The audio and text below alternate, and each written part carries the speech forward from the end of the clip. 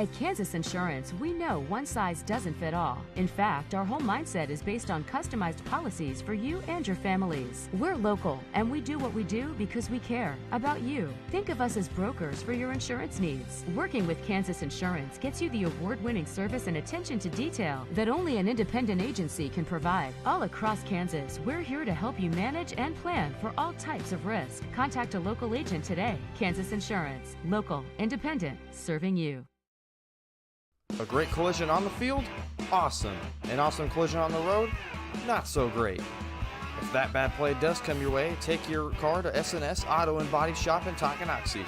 S&S has been the area's premier auto collision repair center since 1972, working on all makes and models, glass replacement, bumper repair, fiberglass and plastic, color matching, and so much more.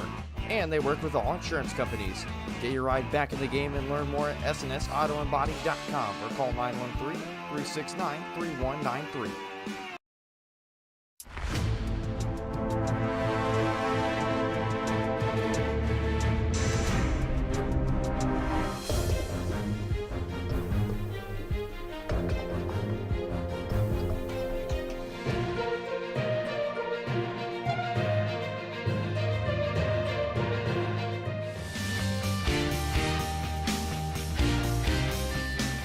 For a winning team, contact White Birch Properties, the real estate MVPs. Shop local and save at Brothers Market in Tonganoxie, where we treat you like family. Brothers Market has great everyday deals throughout the store. Enjoy fresh cut steaks from the meat department, the freshest fruits and vegetables from the produce aisle, and savor the flavors from the bakery. Check out their weekly ad to get the best deals on what you need. From apples to aspirin, Cool Whip to cool crisp lettuce. Brothers Market, open daily. Learn more at shopbrothersmarket.com. Does your roof have possible storm damage? Looking to get solar panels? Or is it just simply time to get it inspected? That's where Balmer Roofing and Solar come into play. Balmer Roofing has a combined 40 years of experience with JAF Master Elite and Emerald Pro contractors. The Balmer family and their team are ready to give your house a brand new roof or solar panels at an affordable cost with a 50-year warranty. Life has mishaps and they want nothing but your customer satisfaction. Let them prove why so many of your neighbors choose Balmer for their roofing projects. To schedule a free inspection, call 913-845-5252 or visit them online at balmerroofing.com. Community minded and community strong. That's what you get at Community National Bank in Tonganoxie. Community National offers big city amenities with the personalization of a small town bank. They make banking easy with a 24-hour on-site ATM and mobile app that allows you to bank from anywhere. They offer great options on loans, checking and savings accounts, CDs, safety deposit boxes, and more. Stop by and let their friendly staff serve you at 231 North Main Street in Tonganoxie. Community National Bank, proud supporters of Chieftain Athletics. Member FDIC.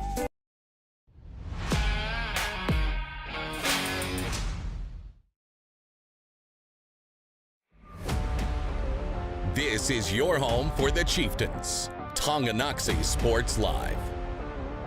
Tonganoxie Sports Live is presented by Kansas Insurance, locally owned and operated. Kansas insurance agents have years of industry experience. Learn more at kansasins.com.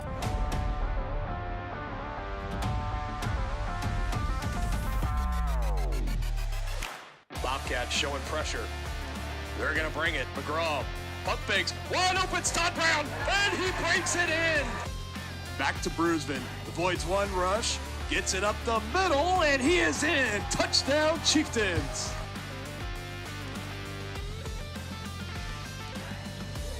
There it is, finally. Scoreless no more. The header is good. Emery Weiser. 24-22, set point for Tonganoxie. Near side, Smoots gets the kill and closes out the first set, 25-22. It's time for the Chieftains on your home for Tonganoxie High School Athletics. Tonganoxie Sports Live.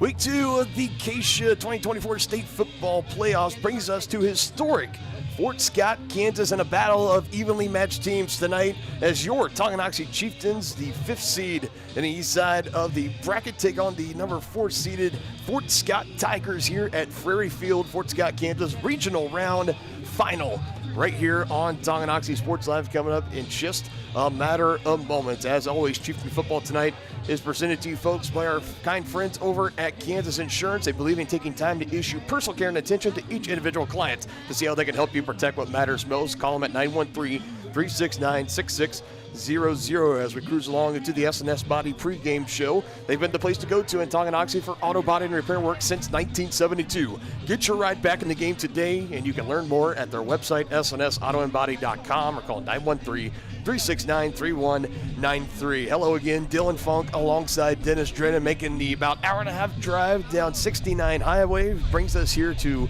Fort Scott, Kansas, a first-ever matchup between the Chieftains and the Tigers. No better time here than in the regional round of the postseason. Winner moves on to the sectional playoffs, and partner Tongi looking to do it for the second year in a row. Yeah. Tonganoxie's been a hot team coming into this match, and Fort Scott as well. So we're looking for a really good matchup tonight. They're pretty evenly matched. It should be a fun one to watch. So please stick around with us, and you should be in for a treat. Should be a great time, again, for folks that maybe weren't able to make the drive down to Fort Scott. We're glad we can bring it to you here for free on Tonganoxie Sports Live. Chieftains in the second round for the second time in 3 years under head coach Preston Schroyer. They're coming off a big win last week against Schlegel in a game, quite frankly, it really was never a game. It was over in the first quarter. The score at the end of that quarter was 49-6. Starters really only played that first quarter of maybe a drive or two after that, but nothing more. They now have a matchup with Fort Scott tonight, and you can't really get much more even than these two teams. Both of them now 6-3 after week 9 wins. They both love to dominate at the line of scrimmage, control the tempo of the game, run the football, and love to play tough physical defense. This has been talked a lot about, as this could be the potential game of the week in 4A and just overall in the Keisha football playoffs across all classes tonight. Going to be a good crowd on hand here for the Tigers as well as the Chieftains. We know the Chieftain faithful travel well. Both these teams are ready for this one. Everybody in the press box is ready for it. This is going to be a great game tonight in November. You cannot ask for a better atmosphere. Oh, no question about it, partner. And as far as weather goes, we're looking at kickoff time is going to be in the mid-50s. There's just about a 7 or 8 mile an hour breeze out of the east-northeast. That's for those of you at home, that's going to be kind of a diagonal breeze from your left-hand corner on your screen down to the right-hand corner. It's not enough to really affect the ball game tonight, and absolutely ideal temperature conditions for playoff football. Yep, playoff football is coming up in just a matter of moments again for the second week in a row right here on Tonganoxie Sports Live, presented by Kansas Insurance. More to come here in the S&S Body pregame show. Stick around with us on Tonganoxie Sports Live. Does your roof have possible storm damage? Looking to get solar panels? Or is it just simply time to get it inspected? That's where Balmer Roofing and Solar come into play. Balmer Roofing has a combined 40 years of experience with JAF Master Elite and Emerald Pro contractors. The Balmer family and their team are ready to give your house a brand new roof or solar panels at an affordable cost with a 50-year warranty. Life has mishaps and they want nothing but your customer satisfaction. Let them prove why so many of your neighbors choose Balmer for their roofing projects. To schedule a free inspection, call 913-845-5252 or visit them online at balmerroofing.com. Community minded and community strong. That's what you get at Community National Bank in Tonganoxie. Community National offers big city amenities with the personalization of a small town bank. They make banking easy with a 24-hour on-site ATM and mobile app that allows you to bank from anywhere.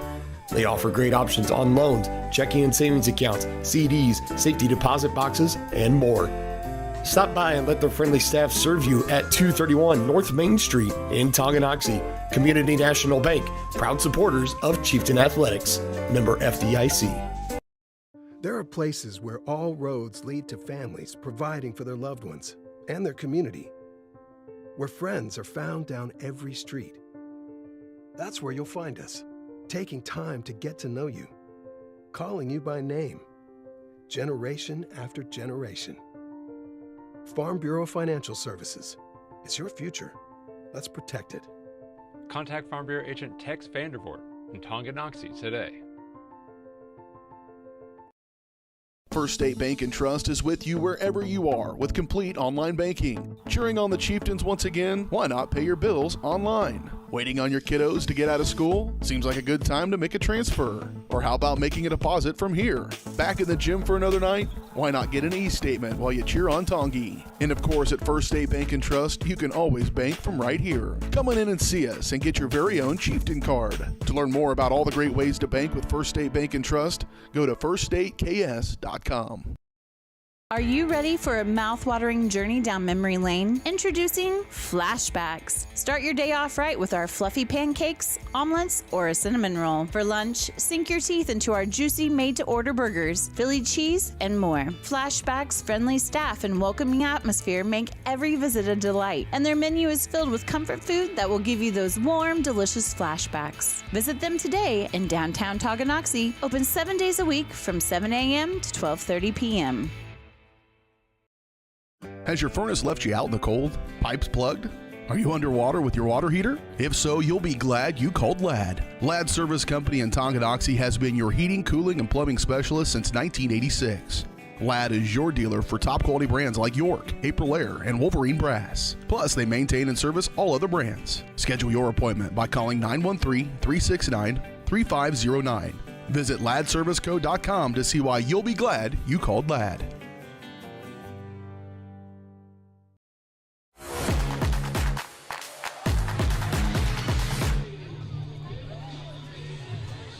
Back here, Chieftain football coming up in just a matter of moments. We're still in the S&S Body pregame show. Dylan Funk alongside Dennis Drennan. 20 minutes and counting until kickoff in this first ever matchup, regular or postseason, between the Fort Scott Tigers and your Tonganoxie Chieftains. While we have some moments, let's take a look at how the 4A bracket, where it stands after the Week 9 playoffs a week ago. We start at the top-ranked Atchison, second year in a row. They opened the playoffs with a first-round matchup against Bonner Springs. They are moving on, and they host the Lansing Lions in 5A a year ago, now down in 4A. A rowdy squad up in Lansing. Should be a great one between the Lions and the Atchison Phoenix. Got our game right here, Fort Scott and Tonganoxie. Winner of this game will take on the winner of that Atchison and Lansing game, so you know we're going to be keeping a close eye on that matchup. Meanwhile, Labette County, how often do you get to host a home game as a 10 seed? The only bad news is you host 15-seeded Bishop Miege, knocking off 2-seeded Lewisburg. Last week it was a great game. Congratulations on a great season from head coach Drew Harding. I've got to know him very well this past season due to my work with Frontier League Sports Live. Great head coach. They got a lot of guys that are going to be coming back next year, too. They're going to be right back in that spot of being one of the top teams in 4A. Got the short end of the straw, unfortunately, in Week 9. So Labette and Bishop Miege taking place 10 versus 15. Another great game just about 35 minutes south of us here in Fort Scott, down in Chinook, Kansas, as the Blue Comets host the Ottawa Cyclones 3 versus 6 matchup. Yep. That is a true toss-up game right there. It can go either way. Absolutely. Ottawa has just been getting better and better. And that is how the east side of the bracket. We head over to the west. Top-ranked Wamego still in it as they host the 8-seeded McPherson Bullpups. Mulvane at Bueller. We had a couple of games last night, Andover Central and Winfield. The Jaguars getting a win there, and a classic between Wellington and Capon Mount Carmel. The Crusaders of Capon also in 5A just a year ago. They made it all the way to the championship game where they faced off against 5A powerhouse Mill Valley. They're now down in 4A. This was their first year. They lose it by a point. I believe 30-29 was the final score, in that the Wellington Crusaders moving on. So congratulations to everyone down in Wellington, the 3 seed, living to see another day in the postseason. Again, here's the top of the Chieftain side of the bracket. Again, winner of this game moves on to take on Atchison and Lansing, and the winner of Miege and Labette will move on to take on the winner of Chanute and Ottawa. That could be we could have really 2 great sectional playoff games coming up in a week from now, regardless of who moves on in these games, as we're just 2 weeks away from Sub-State. It's all coming to an end here, folks. The fall sports postseason. We had state cross country just this past week. We're still going here with the football postseason, and before we know it, winter sports season will be here. But the Chieftains are fighting to live to see another day, and part of that quest started last week at home against Schlegel. We're going to break down and talk about that matchup briefly and break this matchup down tonight a little bit more for you. You're watching the S&S Body pregame show on your home of the Chieftains, Tonganoxie Sports Live. We'll be back after this. For more than 15 years, Lynch Real Estate has been a leader in the KC Metro. Hi, I'm Dan Lynch with Lynch Real Estate, inviting you to come let us prove to you why Lynch Real Estate is a name you can always trust. Dan and his team have built a reputation for unparalleled customer service and satisfaction by building lasting relationships. Learn more about Lynch Real Estate at lynchresidential.com or give them a call at 913-369-3000. Whether you're a first-time buyer or a high-end seller, I'm here to make it happen. Make the landscape of your dreams a reality with a stop at Oak Creek Nursery and Landscape. Just 15 minutes outside of Tonganoxie, come explore their full nursery of plants, trees, shrubs, annuals, and perennials. Learn from their certified specialists about proper seeding, watering, planting, lawn treatment, and so much more.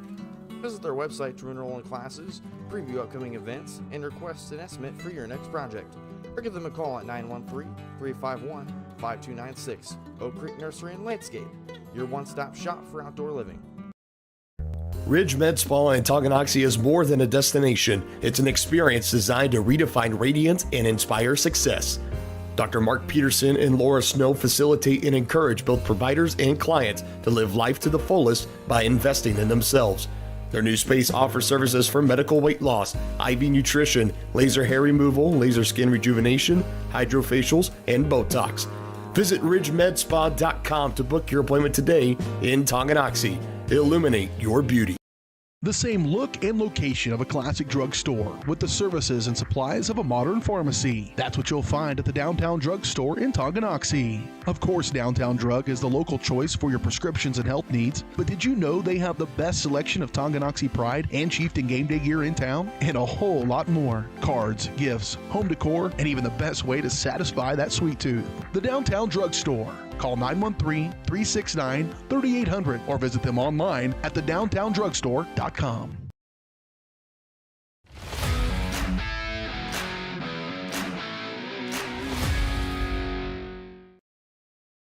Tonganoxie is the ideal location to start a business. That's why the Tonganoxie Business Association has strived towards a common goal of adding value to businesses and the community since 2015. They assist in providing improved services for customers and visitors, encouraging and enhancing businesses, and preserving historical and cultural assets. Follow them on Instagram for the latest and upcoming event information and become a member today by visiting their website, tonganoxiebusinessassociation.com. Proud supporters of Chieftain Athletics. The Tonganoxie Recreation Commission is committed to creating community through parks, people, and programs. And now, with their all-new activity center, the Tonganoxie Rec Commission can do even more. Tongi Rec understands the benefits reaped through recreation are endless. Tongi Rec has a long list of classes, activities, and programs for the young and young at heart. For program pricing and schedules, call 913-845-3502. Visit them at the all-new activity center at the Tonganoxie High West campus or go to tongirec.org. Hi, I'm Dr. Aaron Stoes with Paola Vet Clinic. We'd like to thank you for trusting us with the care of your pets and large animals. At Paola Vet Clinic, we're proud to be your hometown veterinarians who know and care about your family. We provide cutting-edge diagnostic services, digital radiology, ultrasound, and in-house same-day blood work, chiropractic, and reproductive services. Come in and see us at our new location here in Paola in the Industrial Park with indoor cattle and equine facilities complete with a hydraulic tip chute. With a team of 11 veterinarians, our commitment to this community makes Paola Vet Clinic the vets you can trust. Hello, Four States. This is Jay Hatfield with the Jay Hatfield Auto Group. We've been serving the Four States area for over 29 years, and we now have 6 locations which offer Chevrolet, GMC, Ford, and Chrysler Dodge Jeep Ram. Each of our locations is operated by a Jay Hatfield family member or managing partner. At Jay Hatfield, we're here to earn your business and trust. We have approximately 300 pre-owned and 300 new vehicles in stock or on their way, and we're making deals. Come see us at Jay Hatfield location today and let us make you part of the Jay Hatfield family. Midwest Chiropractic Center is a friendly and caring clinic providing comprehensive care for your chiropractic, rehabilitative, and fitness needs. Upon entering one of our offices, you are treated like family. The staff cares about your health, and their approach to care proves it. With 3 locations in Tonganoxie, Lansing, and Bonner Springs, plus some Saturday hours, Midwest Chiropractic Center is dedicated to offering affordable, gentle chiropractic care. Midwest Chiropractic Center, getting you back to active. Family-owned and operated, Wizard of Paws is a fifth-generation business located in the heart of downtown Tonganoxie. The professionally trained staff takes pride in making every dog and cat look its best, whether it be a breed-specific trim or an adorable, cute pet trim. Plus, their facility offers amenities and space that are doggone amazing. Call Wizard of Paws to make your appointment at 913-416-0255 or visit them at 406 East 4th Street in Tonganoxie. Learn more at wizardofpawstongi.com.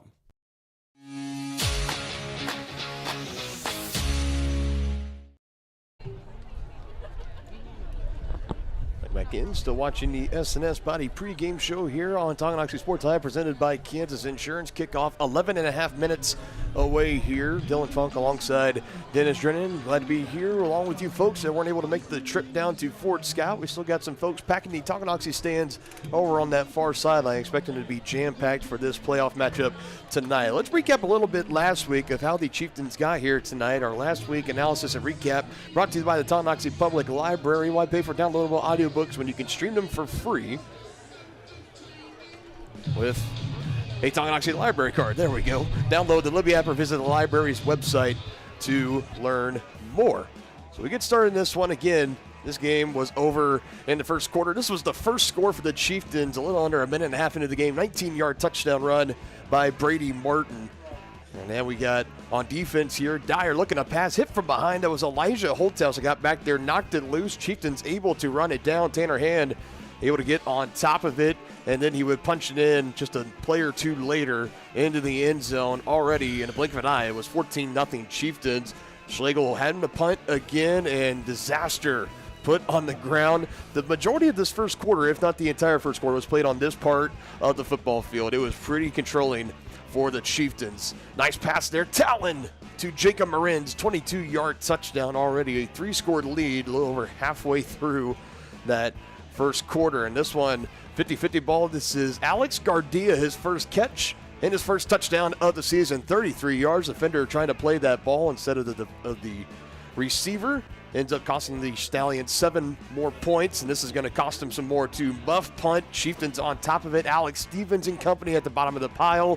This is Bodie Maslak getting into the game. The night for talent would be pretty well done at that point. Bodie, another solid run from the young freshman. He's going to take it in again here, 11 yards away. Dives loose in the end zone. It's Gavin Rhodes. You're going to see him so excited here in just a second. Get up. Look at that big fella. Yeah. He gets credit for the touchdown according to the stat sheet on that one. And I would be happy too. Big fella recovering in the end zone for a touchdown. 35-0.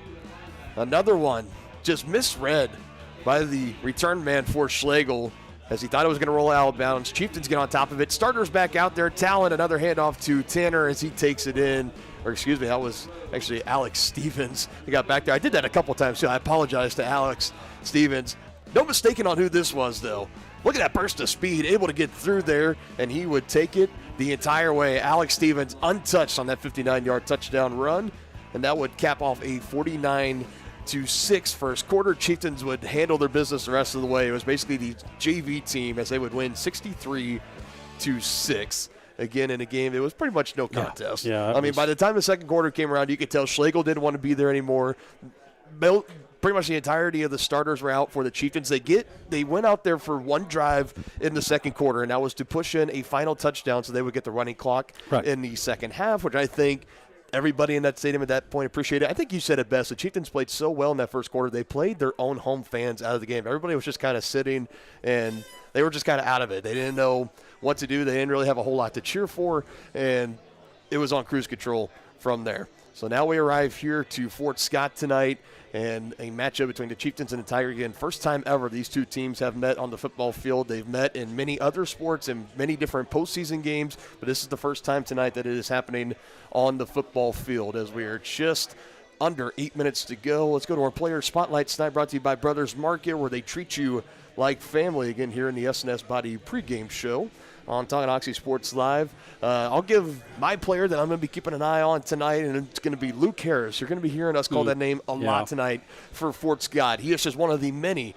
great juniors and seniors they have on this team, but he is the anchor of the offense and defensive lines. 6'5", 290 pounds, interior offense and defensive lineman. You're going to see him at right guard tonight on offense, and he's just a shade off of a nose tackle on defense. He's a 3-star recruit, 19th overall recruit in the state via 24/7 Sports. He's gotten some looks. He's had some offers from D1 schools and a little bit lower, and he's going to be a force tonight on offense and defense. Wherever he's going on offense, they like to see him pull sometimes. It's usually a good indication. Wherever 73 is heading, the ball's probably going to be coming right behind that. We'll see Fort Scott can also use that for some trickery. But he's going to be a guy that pretty much the entire night, whether it be offense or defense, we're going to be talking about 73 Luke Harris for the Tigers. Yeah, and I think one of the ones you got to watch for on Tonganoxie, obviously, is it's going to be his counterpart, Gavin Rhodes. He's going to line up against him, and he's going to have to try and control big number 73 and win as many of the battles as he can tonight for the Chieftains to be successful. And that's what it's going to come down to in this one. We're going to be keeping our eyes closely on the offense and defensive lines for both these teams as both teams are getting ready to make their entrances onto the field. But it's going to come down a lot to how each offense and defensive line handles the other, who wins in the trenches. That's what it's really going to come down to. We're going to step aside one more break here. The Forever Fencing coin toss and the Lynch Real Estate kickoff is coming up right here on Tongi Sports Live. Playoff football is just seconds away. Tonganoxie is the ideal location to start a business. That's why the Tonganoxie Business Association has strived towards a common goal of adding value to businesses and the community since 2015. They assist in providing improved services for customers and visitors, encouraging and enhancing businesses, and preserving historical and cultural assets. Follow them on Instagram for the latest and upcoming event information and become a member today by visiting their website, TonganoxieBusinessAssociation.com. Proud supporters of Chieftain Athletics.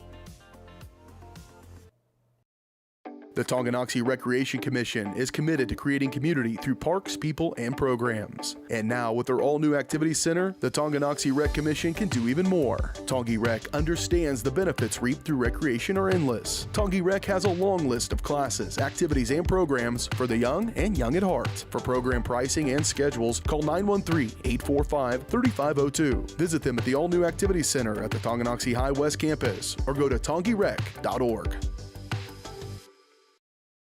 Hi, I'm Dr. Aaron Stoes with Paola Vet Clinic.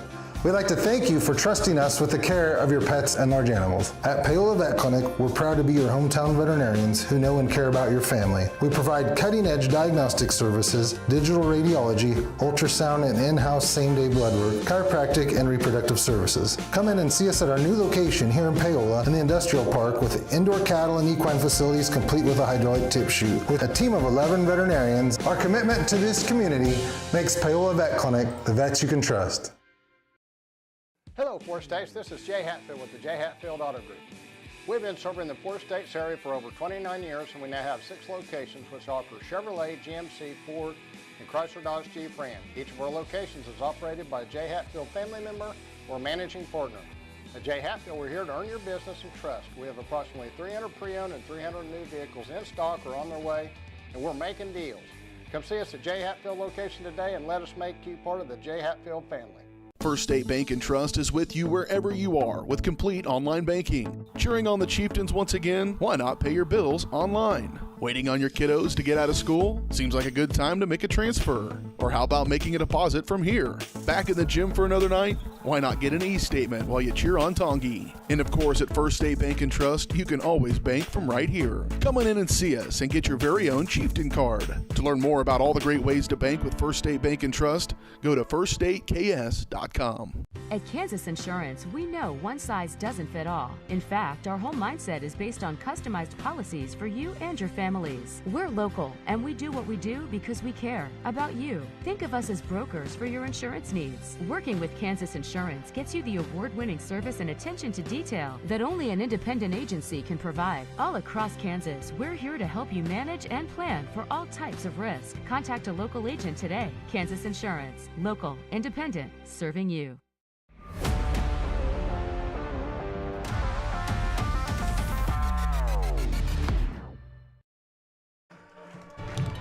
Crowd is alive and well here at historical Prairie Field in Fort Scott, Kansas. The coin toss tonight brought to you by our friends over at Forever Fencing, your locally owned and top-rated fencing company in the Midwest. Go online for your free estimate today at www.foreverfencingkc.com. TonganoxieSports.com. Captains at midfield. We'll see who's going to get the ball first in this one. I think traditionally, we're going to see the Chieftains stick with it. You win the toss, they're going to defer their option to the second half. I imagine Fort Scott's going to do the same here. Again, two teams that are just about as evenly matched up as you can. It's really going to come down to who has the strength in the trenches. We talked about Luke Harris in our pregame show for Fort Scott. It's going to be really the matchup to watch, especially when the Chieftains are on offense, Tigers on defense. Right. It's going to be Gavin Rhodes, the right guard, versus Luke Harris on the interior to see how the Chieftains run the football tonight and also see what they do. You're going to see the Tigers come out. They're going to be more of a run-heavy offense tonight. Chieftains a little bit more balanced, as it looks like the Chieftains have won the toss and they have deferred their options. So we will see the Tiger offense out first as they receive. They'll be heading towards the end zone from right to left on your screen.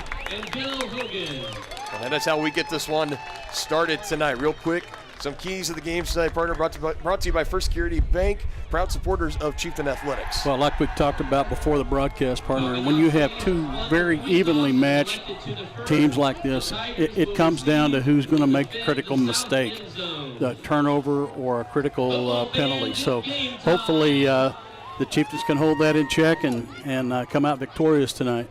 The other thing is Fort Scott is a heavily run team. They don't pass it very often. Typically the Chieftains are pretty well balanced, run and pass, so I think a key would be for the Chieftains to get a lead in this game and force Fort Scott to try and have to throw the ball and maybe abandon that running game behind that strong offensive line. And you've been watching the SNS Body pregame show here on Tonganoxie Sports Live, presented by Kansas Insurance. Kickoff of this 4A regional final is brought to you by Lynch Real Estate, your hometown real estate company that will help you buy your next home and lead you to your real estate dreams. Visit Dan Lynch and his team today in Tonganoxie. Cody Laub's going to tee it up here for Tonganoxie. Back to return this one, Brody Gomez, among others, for the Tigers. Historic town in Fort Scott, Kansas, historic stadium in Prairie Field, year number 89 in existence. Hosted many a games for the Fort Scott Community College Greyhounds as well as the hometown Tigers. Fans have a lot of cowbells in the stands tonight, folks. Yes, we apologize. They are now. It's all part of that playoff atmosphere. Tongi looking to get to the sectional round for the second year in a row. Fort Scott, another home playoff game, coming off a win last week against Coffeyville. Both these teams looking to win and advance. And here we go. Cody Laub tees this one up near side. A little bit of a pooch. It is put on the turf early here. And Chieftains with a chance. And no, they did not get on top of it. Fort Scott, an early mistake avoided in the early part here, just 3 seconds into this contest. We know that's what the Chieftains like to do with those little pooch kicks, hoping that somebody puts it on the turf. Nearly were able to take advantage of it right there. But here we go with the Fort Scott Tigers, led by their quarterback, Lennox Van. And again, we're going to see a lot of split back formations. You're going to see a lot of two tight ends on the line tonight for Fort Scott, and they love to run behind Luke Harris and the rest of that offensive line. That's the pride and joy here for the Tigers, as they're going to come bunched in here. Under center is Van, looking to hand it off, and it's along that right side. A cloud of bodies piling up here. They're going to call it about a gain of maybe 2 or 3 for Fort Scott, and that's how we get this one started. Yeah, not much there.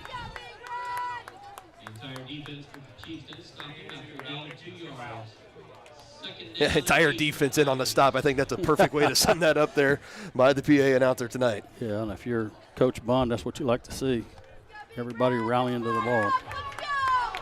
Got a receiver going out wide here. That's Metcalf near the top of your screen. In motion. Van looking to keep it, trying to follow his blockers, gets tripped up. It's not going to get too far. It's going to bring up about a 3rd and medium here for the Tigers. Looks like about 3rd and a long 5.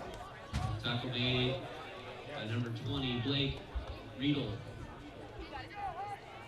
They'll credit Blake Riedel in on the stop. What a great second half of the season he's had since he's about really that come Baser on. Linwood game on. Yeah. He's collected interception that last home game of the regular season against Ottawa. What a big interception that was, too, in that game. Yeah, and he's a sure tackler, and a lot of that comes from his wrestling acumen on those double leg takedowns. Gomez in motion. They're going to toss it out to him to the right side. Chieftain defense looks like they're there, and a big hit is laid down. I believe that was Zach Fisher that got in there and put a shoulder into him. And 4th and medium here. And looks like the punting unit's going to be coming on for Fort Scott as they go 3 and out for the time being. Yeah, that's what you want to see if you're the Chieftains. That's the way you want to start this thing off. Get a 3 and out on Fort Scott and get a chance to go up in this ball game. Of course, want to be on high attention. Don't imagine we'll see any trickery this early here. Again, it's about a long 4th and 5 that they'll be facing here. Snap is back. Chieftains bring some pressure, but if the punt does get away, Owen Schmitz is going to let it roll. It's going to take a friendly Tiger bounce inside the 15, and we'll lose steam at around the 12-yard line. Yeah, so Chieftain offense will be starting pretty deep in their own territory. Great punt by the Tigers. That was a really great punt. That traveled about 56 yards by my calculation. So again, expect a big game tonight. Tanner Hand in this offense. Here's Tanner's numbers on the season, in the regular season at least. 150 carries, 821 yards, just coming a little under that 1,000-yard rushing mark. There were a couple of games where he wasn't 100% healthy. 10 touchdowns still, averaging about 5.5 yards per carry. He's going to be on the left side of town to start this one. Receiver spread out, throw down the line near side to Todd Brown, trying to get a block. Able to shake one off, but not another. It's going to be about a 2-yard loss here for Tonganoxie. And the initial block from Marins as he was taking him in the opposite direction, at least where Todd Brown was trying to run, as that slowed his momentum down, and a loss of 2 on the first play. Lennox Van, the quarterback, defensive back for this defense, and on the stop.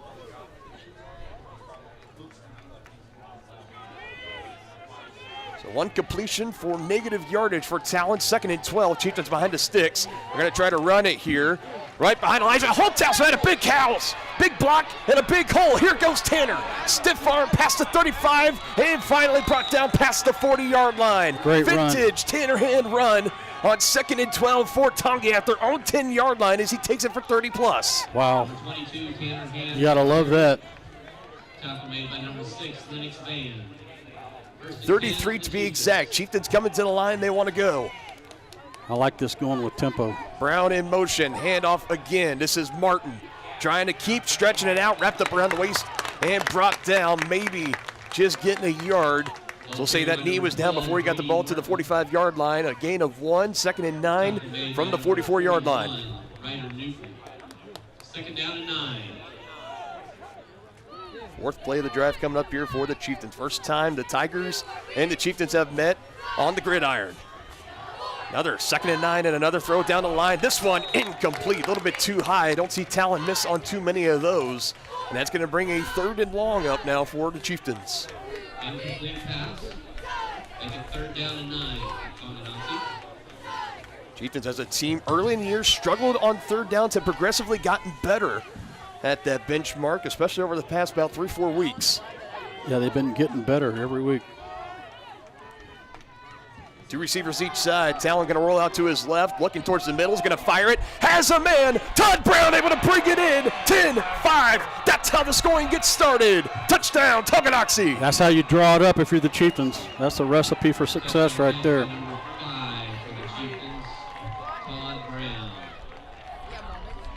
56 yards. The speedster gets behind the secondary. Talon puts it right between the numbers. Good throw, good catch. I don't know how you do that with a single-digit number, but he did it anyways. Just the start you wanted at the Chieftains. 3 and out on defense. Take the ball, go down, and score. Yep.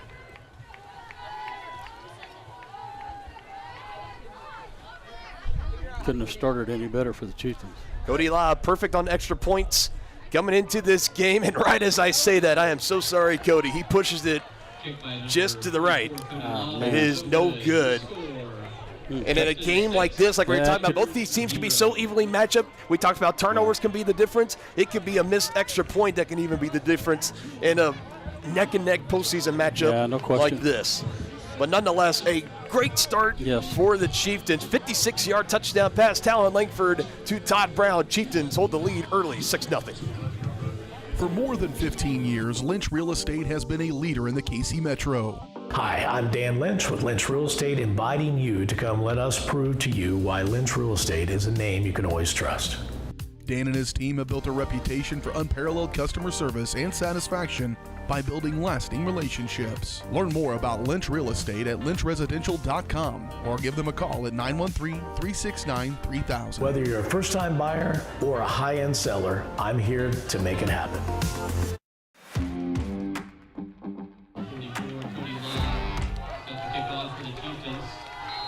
Lobb will kick it away again for the Chieftains, missing his first extra point of the season.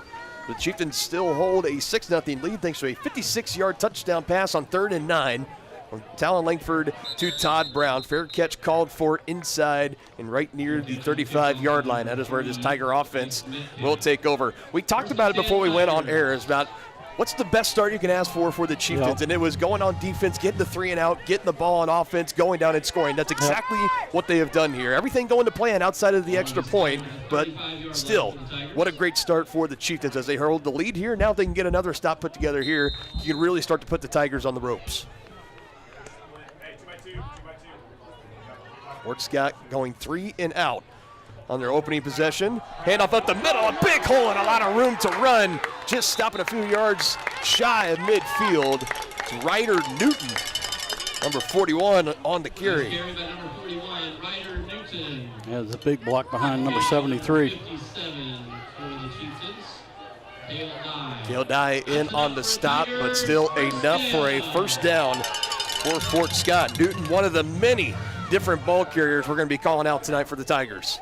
So he takes that one 10+ and a first down for Fort Scott near midfield. Van on the keep, gets past midfield, still running strong, and he takes it about a yard shy of the Tonganoxie 45-yard line, down at the 46, they will say. Good run from the senior quarterback.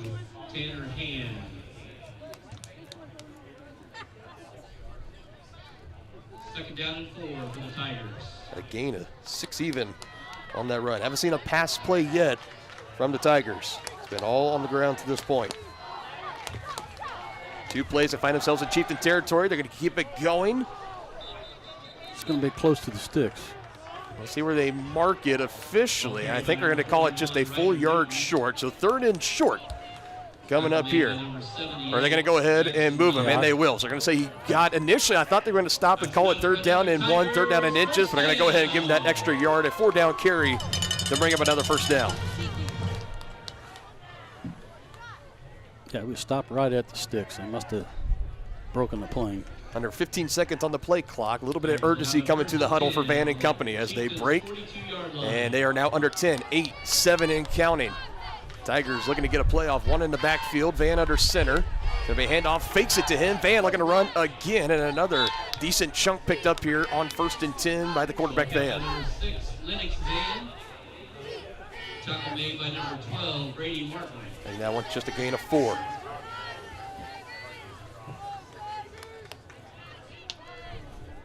And the strength of this Fort Scott team, they have many of them, don't get us wrong. 4th seed in the 4A East bracket, but it is that offensive line and defensive line, no question about it. We talked about Luke Harris, many, many others on there. They love to run behind the hogs, as they like to call them. Gomez sent in motion out to the right side, a handoff straight up the middle to Newton, and he is driven backwards. Brady Martin able to get in there and finish off that tackle, about a no gain. I think he just got back to the line of scrimmage. Number 22, Tanner Hand on the tackle. 3rd down and 6 for the Tigers. Tanner, another sure tackler. That's what those wrestlers are so good at, aren't they? Yes, sir. That's why football coaches love wrestlers. You all know so well how many between kids and competitive wrestlers that you've coached in your time. Oh, yeah. Fundamental tackling, wrapping up at the legs, driving backwards. Coaches love it. 3rd down and 6 here for Fort Scott. And it's going to be our first pass, but it's a draw right up the middle. Perfectly played by the Tigers. And Van's going to take it for about a gain of 9.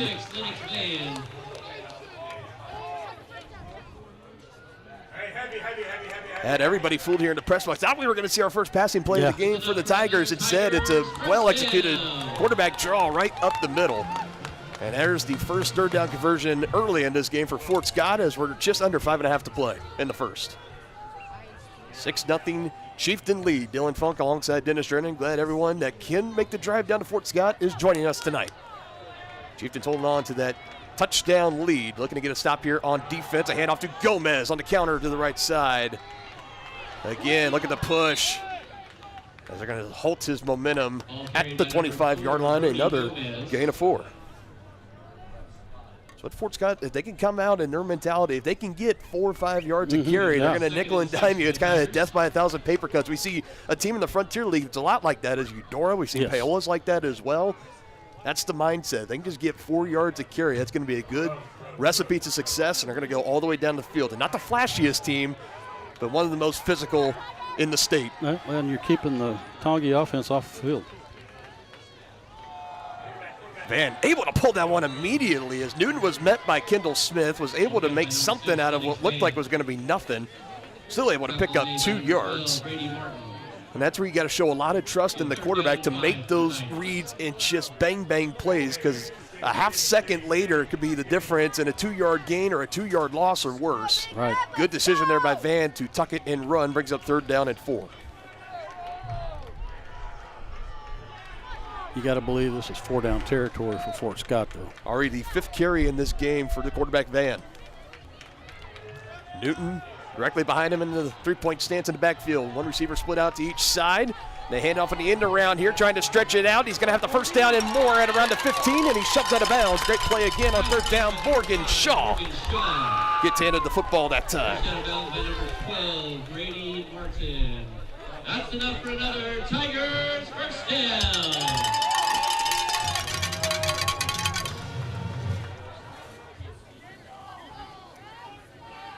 Long sustained drive for Fort Scott. 2nd drive of the game into the red zone now at the Chieftain 15-yard line on that carry from Morgan Shaw.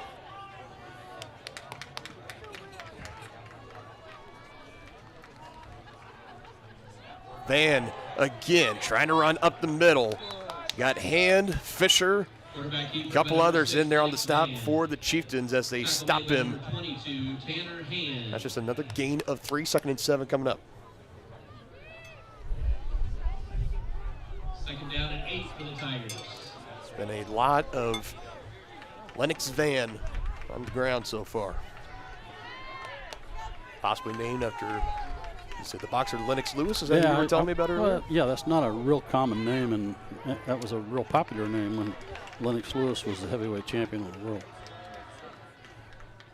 Fairly short 2nd and 8 here. Defender coming across early. Nobody moved for the Tigers, so they let the play go on. It's Ryder Newton right up the middle, and he's just pulling over a couple of guys. Like a bull in a china cabinet, he finds himself in the end zone for 6. And an extra point now for the Tigers will give them the lead.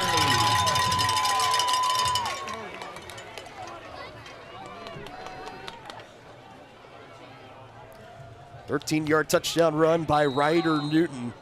Ties us up at 6 as the game clock just under 3 minutes to play. And it looks like for the time being, offense staying out there. Tigers going to go for 2.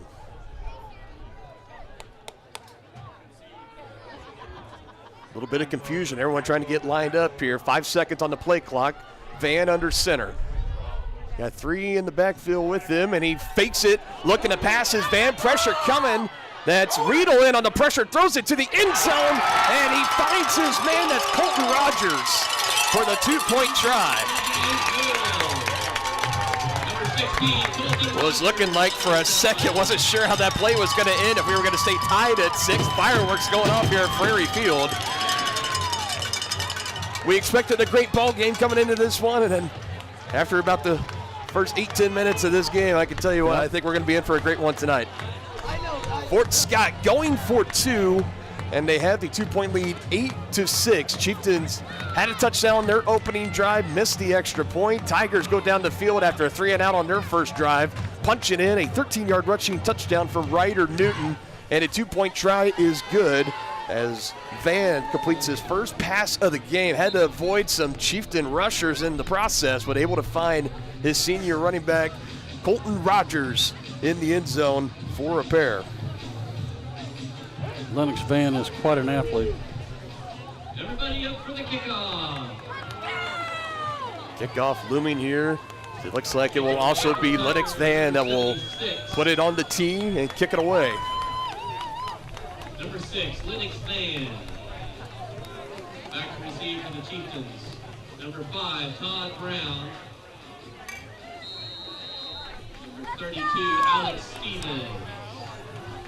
It's just a 5-play drive on the last scoring possession for the Chieftains. It's going to be taken in at a knee, so Gardea is going to be called down right where he caught it, which will be right around the 32-33 yard line. Yeah, pretty good field position though for the Chieftains.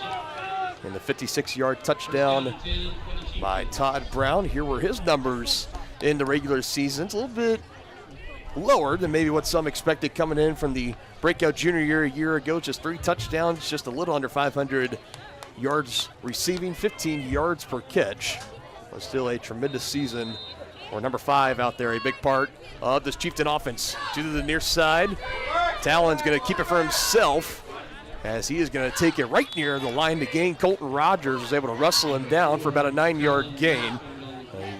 About almost second in inches. It'll just be exactly second and 1 yard on a 9-yard carry. Yeah, that was a nice fake by Talon. He tucked it and was able to pick up 9.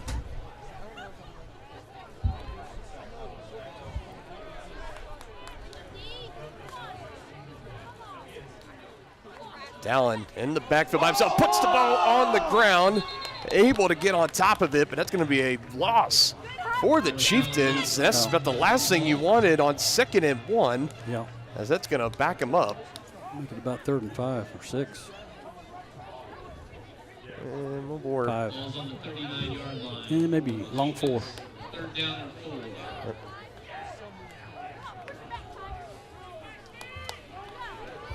Hand in the right hip of Langford.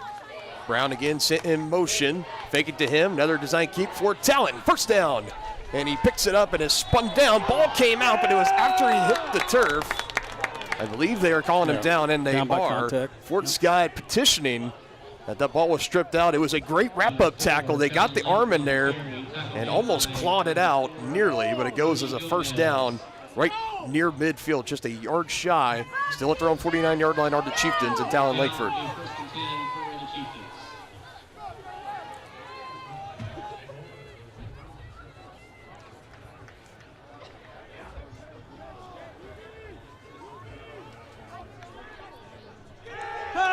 Chieftains 2 of 2 on 3rd down to this one. A throw down the line. Todd Brown makes a man miss. And the speedster looking for 2, 10, 5. Meet me in the end zone.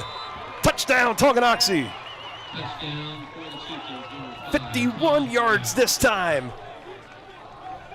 He gets in the open field, man. That's trouble for the opposition.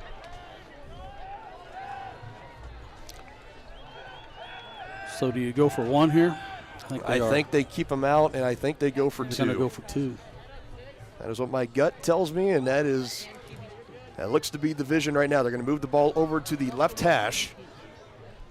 Plenty to choose from here, at the mercy of the play calling of Preston Schroyer.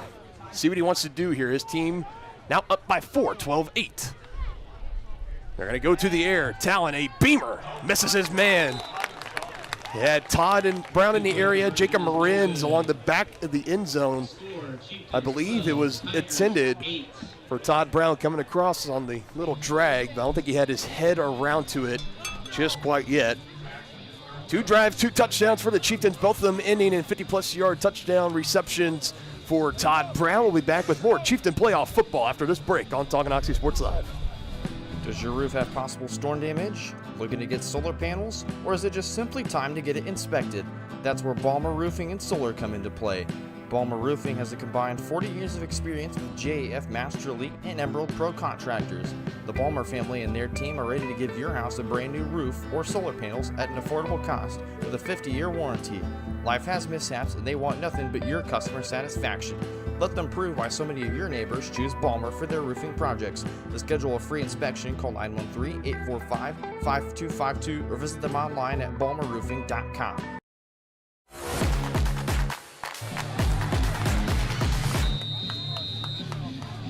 Cody Lobb kicking it away, 2nd time, 3rd time actually, in this first quarter. Just About a minute 12 left to play. Another fair catch called for, and Fort Scott's going to take over almost nearly where they did on their second drive that ended in a touchdown, just a couple yards shy of their own 35-yard line. Not a score you see too often in this game, 12-8. No. 2 scoring drives for the Chieftains. They missed the extra point on the first one. They just went for 2 on the last one. Weren't able to convert there either. So again, that's 3 points you're leaving on the field here in a game that could come all the way down to the final whistle, and you never want to come up and leave any points on the field. We'll see if that comes back later on in this postseason matchup. Meanwhile, rain starting to come down here in Fort Scott. We'll see how that can predicate. It's pretty light later on right in this now. game. It is very light, but still worth mentioning. Third drive for the Tigers starts with a keeper by the quarterback, Van. And still fighting. Another decent gain. He takes it from the 35 up to the 40. Yeah, didn't look like that was going to gain much. He just kept the legs churning and kept moving the pack. And when you got the big fellas on the O-line for Fort Scott, too, they can get behind and give that extra push. That's another kind of little advantage that you don't really think of until you're in the game. And I've seen this pile, folks, tonight about almost every Fort Scott run. If it's kind of in a stalemate like that, they can push them forward for about an extra yard, 2, 3 sometimes. Yeah, you see that. Those are huge. Yeah, you see that a lot in the NFL, too. Second and 8 there now becomes second and 5 on a toss out to Gomez. Looking to make a tackle, able to break one and taken out of bounds shortly after. Brady Martin couldn't quite bring him down on initial contact, and he takes it for a first down from the 40-yard line. Let's see where they officially mark him at the 48 for a gain of 8 and a first down.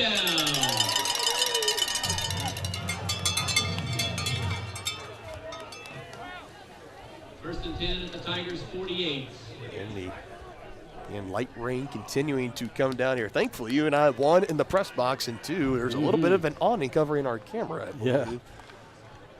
Just a little bit, not a whole lot, but just enough. Yeah, we just as long as it doesn't blow in here, we're fine.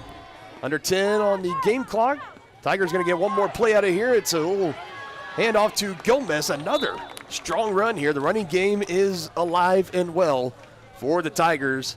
Ball carried by number 4, Brody Gomez. As Gomez takes it nearly for another gain of 5. And that is how the first quarter comes to an end here. Your score, Chieftains 12, Fort Scott 8. 1 down, 3 to go here. Acacia 4A regional final on Tonganoxie Sports Live. Hi, do you offer insurance bundling? Enter authentication code to start transaction. Where would I get the code? Please enter code. Okay. Sometimes humans are just more helpful. Wrong. Let's talk about bundling and see if there are other ways for you to save with a super check. That sounds great. Here, take a look. Farm Bureau Financial Services. It's your future. Let's protect it. Contact Farm Bureau agent Tex Vandervoort in Tonganoxie today. First State Bank and Trust is with you wherever you are with complete online banking. Cheering on the Chieftains once again? Why not pay your bills online? Waiting on your kiddos to get out of school? Seems like a good time to make a transfer. Or how about making a deposit from here? Back in the gym for another night? Why not get an e-statement while you cheer on Tongi? And of course, at First State Bank and Trust, you can always bank from right here. Come on in and see us and get your very own Chieftain card. To learn more about all the great ways to bank with First State Bank and Trust, go to firststateks.com. Start of the second quarter here. 2nd and 6 for Fort Scott. Van looking to pass. This is going to be his second pass attempt. He throws it down the field and right through his hands. Incomplete. Had a man open by about a half step down the field. I believe looking for his man, Dub Chipman.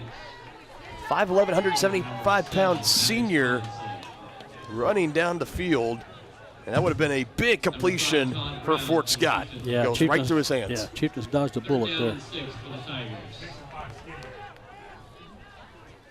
And now just 1 for 2. He did have the completion on the 2-point try after the first score for the Tigers. That was definitely a ball that should have been caught.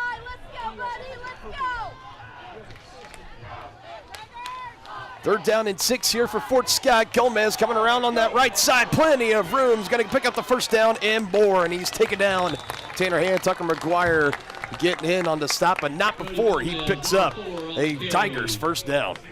Tackle made by number 22, Tanner Hand. It's enough for another Tigers first down.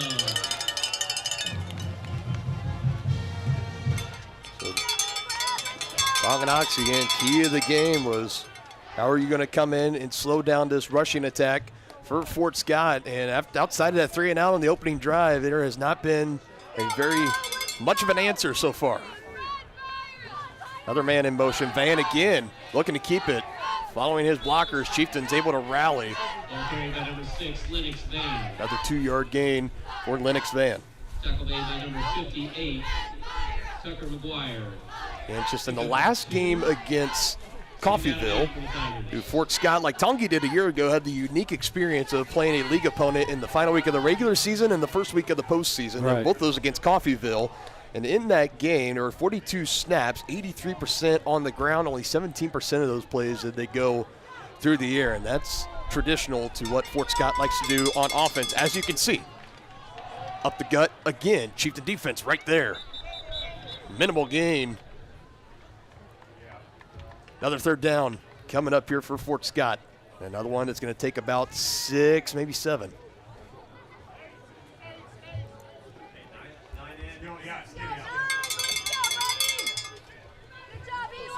Number 16, Colton Rogers, brings up a 3rd and 7 for the Tigers. 3 of 4 on third downs in this game for Fort Scott.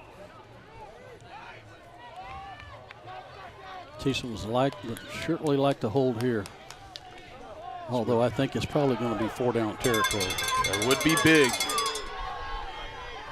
Another pass for Van, looking to go back to the air. Chieftains bringing pressure. Nobody around the edge. He's going to look to tuck it and run. Penalty flag is down. Van, for the meanwhile, I believe he was held short anyways, but let's take a look. Yeah, it's going to be on Fort Scott. It's coming back. This would be our first penalty of the game. We played that first quarter entirely clean. Yeah, it was been a clean game so far. And all indications saying this is going to be against Fort Scott. Are they going to Chieftains take it? go ahead and they're going to accept it. Yeah. So it's going to be a hold here against the Tigers. So that'll be our first penalty. 10 yards from the spot. They'll back them up. That 3rd down and 7. It's now 3rd and 17. So again, interesting as a team of Fort Scott. We just saw them try to go back through the air there. It was a rush for Van. Wipe it off the board via the penalty. But now in a 3rd down and 17, you got to imagine you're going back through the air right here. Yeah, I would think so. At the Tonganoxie 45-yard line. Snap is back, a roll out to the right side. Van, Chieftains bringing some pressure, and he just has to get this one away. No chance. And the Chieftain defense thanks to that 10-yard holding penalty. Looks like they're going to get the stop for the time being, and on comes the punting unit.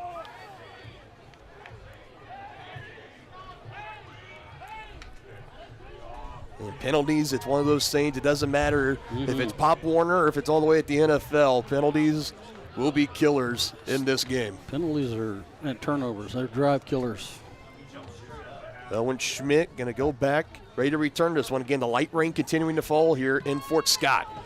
Booted away by Van. Schmidt again just going to try to let it roll, and it's going to take another fairly good Tiger bounce, and it will be almost at about the 6-yard line. Yeah. Back-to-back great punts in this game for Lennox Van as he pins the Chieftains deep in their own territory, but the Tiger defense has yet to get a stop. 2 drives, 2 touchdowns, ready to start drive number 3 here for Tonganoxie. Both of them have ended in long touchdowns. First one, 56 yards, Langford to Todd Brown, and then the second drive, 51 yards, Langford to Todd Brown. Setting up to be a pretty good game in the playoffs, and already in the first quarter for Todd, you already have over 100 yards receiving. He's on his pace for 400-plus tonight. We'll see. And 2 touches. 400-plus yards, 8 touchdowns. That'd be quite historic. 90-plus yard drive coming up here for the Chieftains. Looking to get back in the end zone, and they start on a good run on the ground by Tanner Hand. Tanner Hand on the carry. Good carry by Tanner on 1st down. Tackle made by number 44, J.C. Gross. He'll get 7. It's only the 2nd carry for him in this one. The first one went for 33 yards. Outside that, we've seen a couple of rushes from Talon, and, of course, those 2 deep bombs to Todd Brown. Here's Talon again, looking to keep it. Wrapped up right around the waist, and just about a 1-2 yard gain here for Talon, and the Chieftains going to bring up 3rd down and short. Tackle made by number 41, Ryder Newton, and number 44, Ryder Newton Casey in on the Gross. stop for Fort Scott. I believe this is the third down. Chieftains 2 of 2 so far tonight. They're going to go 3 for 3, keep it at that 100% mark. 2 receivers near side, one at the top of your screen. And to the right of Langford, they're going to hand it to him here, and going to be fairly close. I believe he's might have gotten enough, and he did. He needed about 2, and that's about nothing much more. Tackle made by number 44, J.C. Gross. Enough for a first down for the Chieftains. Again, that's First down sometimes and 10. that's all you got to do. Just find a way to keep the chains moving. 17-yard line. Name of this game.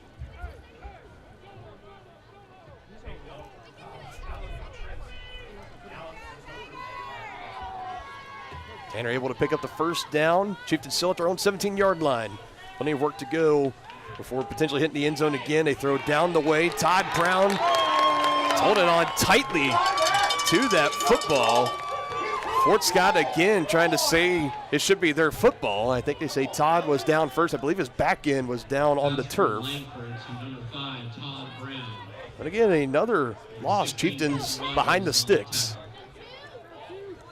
And you know this Fort Scott secondary and the defense, they're going to be keeping a close eye on Todd Brown the way that he has burned them a couple of times already. And another throw down the line. It's been kind of plays like that. That's how he scored his last touchdown. His second touchdown in the first quarter was just a little throw down the line like that.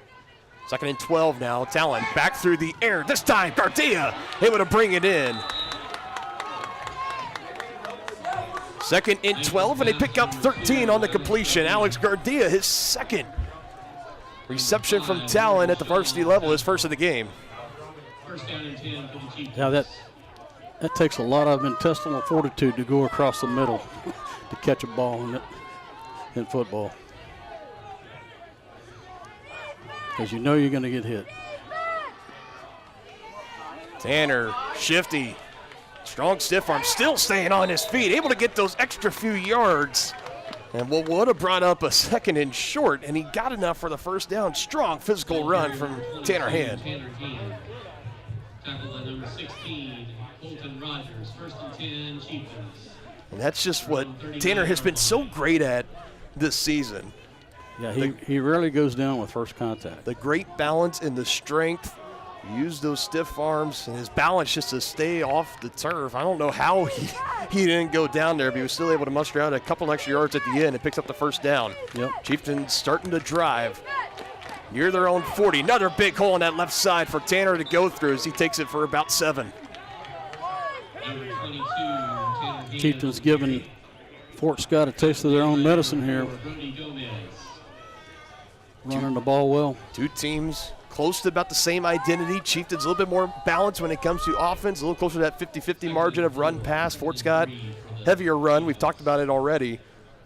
But you know the Chieftains, they love to come into a game and be physical and run the football.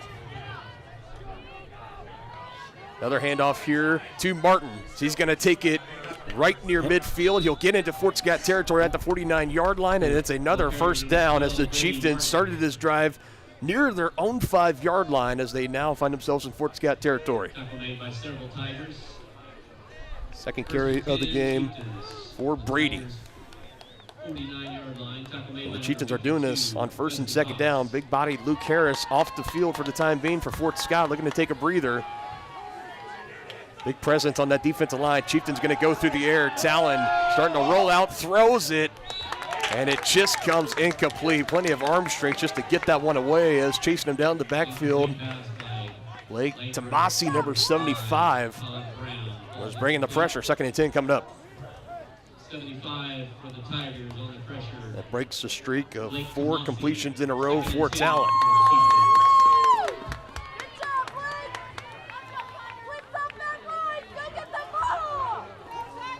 Got it right now, 9th play of the drive. Delayed to Martin. Waiting for that hole to open up here. as he's going to take it maybe just a yard shy of the 45 to the 46, and that is what the chains will indicate. Chieftains facing another third down. This one 3rd and 7, 3 of 3 so far in this game. 10th play of the drive. Chieftains trying to keep it alive. Play action, Talon to throw, open, Elijah Holthouse. Big completion as he gets wrapped up. First down and more again for the Chieftains. Big conversion there for the Chieftains. Tackle made by number 6, Lennox Van. It's enough for a Chieftains first down. 1st and 10 for the Chieftains. The Tiger 32-yard line.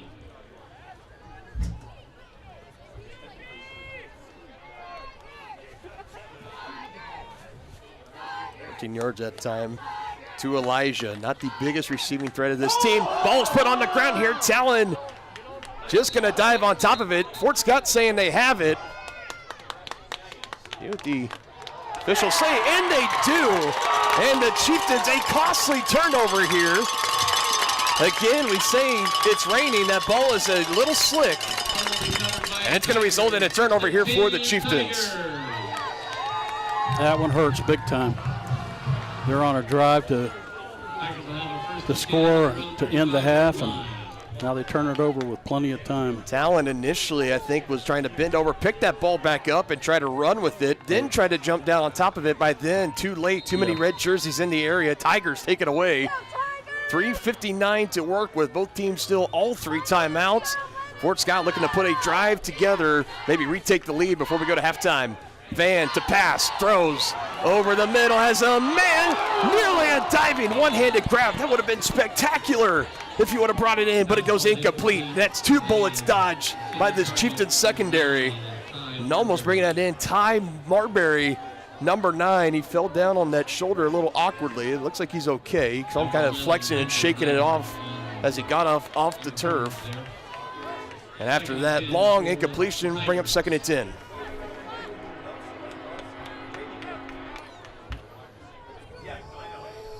Something the Chieftains also really in the month of October, you take away that Basin Linwood game, have been pretty good about taking care of the football on offense too. Haven't given it away too many times. They do it here in the regional final. Full head of steam for Gomez, staying on his feet, might have tripped over his own man trying to get a block for him.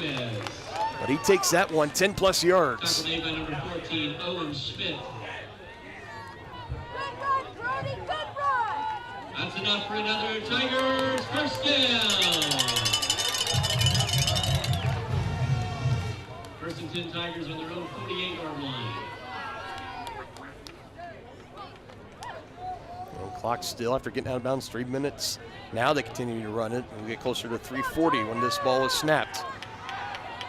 Little under, 1st and 10. Van under center, backs up, another draw, looking to avoid some tacklers. You had McGuire and Hand both in the area. Hand's going to get credit for the stop. He stops him right at the line of scrimmage for no gain. No gain, 1st and 10 for the 2nd and 10 for the Tigers. Seen Van been able to pull that off, able to get some space, get by some Chieftain defenders. A couple of them staying home that time results in the no gain for the Chieftains.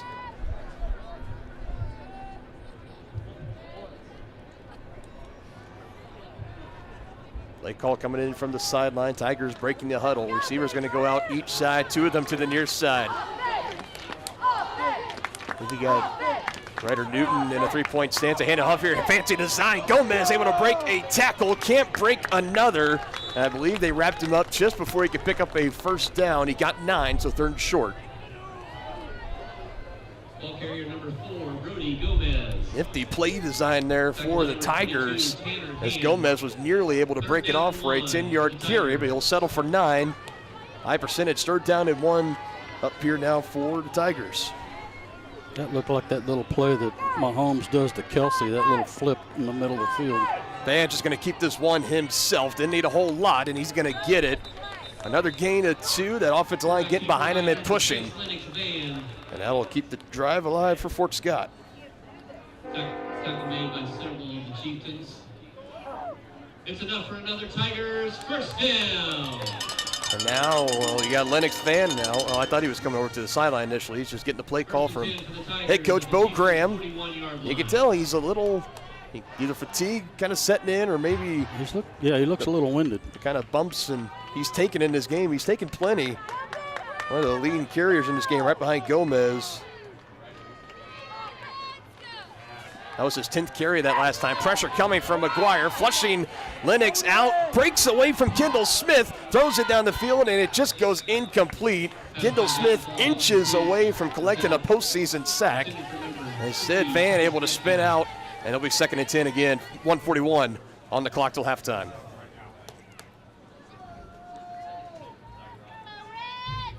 Three straight incompletions now for Lennox Van.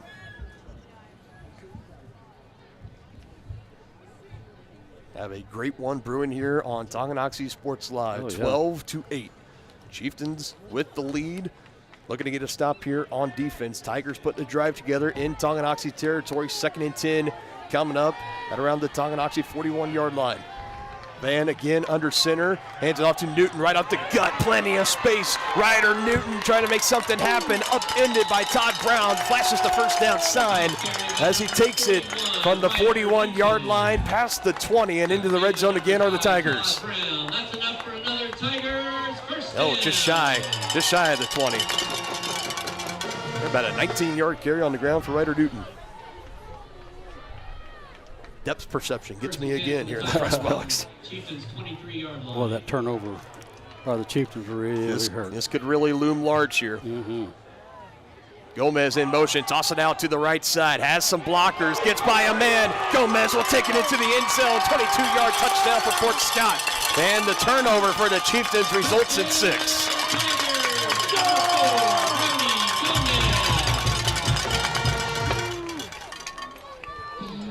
Cowbells going off here at Prairie Field.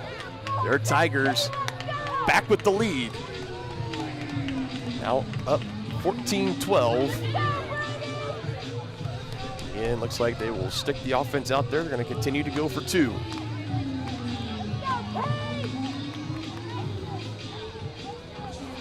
And you get a stop here on this 2-point conversion. Still close.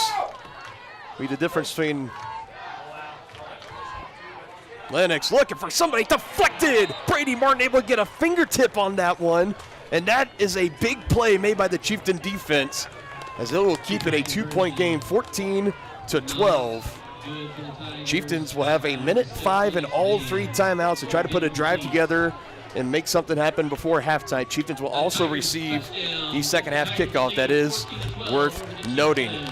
Chieftain football in the postseason tonight is presented in part by Kansas City, Kansas Community College. Whether you want to take classes in high school or after graduation, KCC is in your backyard. Check out how college can help you at kckcc.edu, the official higher education partners of Tonganoxie Sports Live. As always, I'm Dylan Funk, joined alongside my longtime broadcast partner, Dennis Drennan. Broadcast number 142 for you and I here on Tonganoxie Sports Live. Looking to make it to the sectional round of the Acacia 4A football state playoffs for the second year in a row. And we got a great one brewing here at Prairie Field. Winner of this matchup will take on the winner of Atchison and Lansing. That game is going on right now. We knew coming into this one we were going to be treated to a really great game. We said this game could go either way as far as who wins it. One thing for sure is we'd be surprised if someone comes in and runs the other team out of the stadium. All indications show that's not going to come anywhere close to happening tonight. Tigers back with the lead by 2, 14-12. Taking this one way, little kind of squib, and another bounce against the Chieftains, and the Tigers got on top of that one. Oh my goodness, little squib kick. Jacob Adams, the lineman, just puts a toe into it. They're going to say the Chieftains got on top of that one. I thought a red jersey had it, and so did the rest of this crowd here at Prairie Field. And the Chieftains dodge a major bullet there with a minute and 2 seconds. All 3 timeouts before halftime. And now the Fort Scott defense has to rally themselves. Oh, my goodness. Yeah, that could have been a backbreaker right there, partner.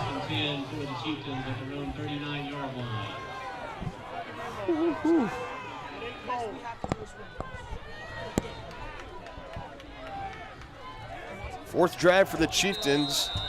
All likelihood will be the last drive of this first half. Minute, 2 seconds.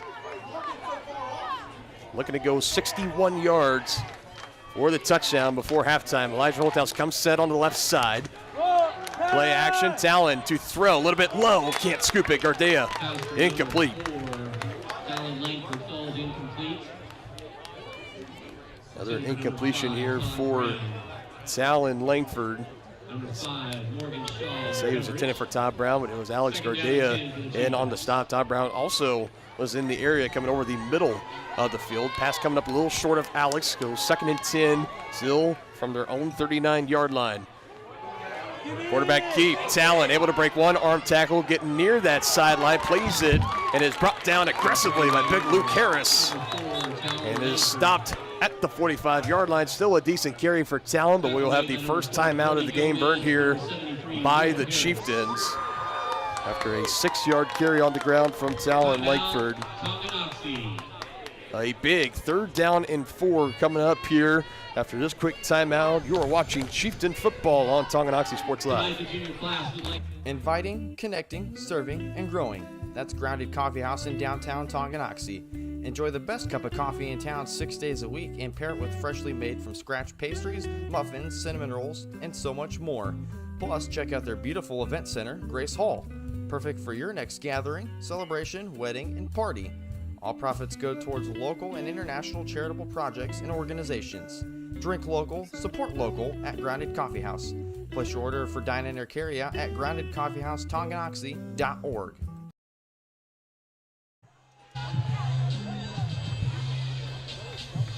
First timeout taken here by the Chieftains. Still 2 remaining.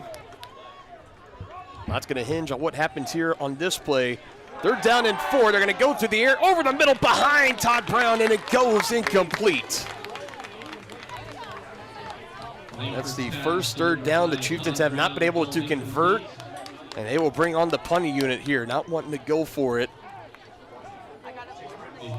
So after the turnover that results in the second touchdown of the game for Fort Scott, the Chieftain offense comes back out, and they're going to go 3 and out.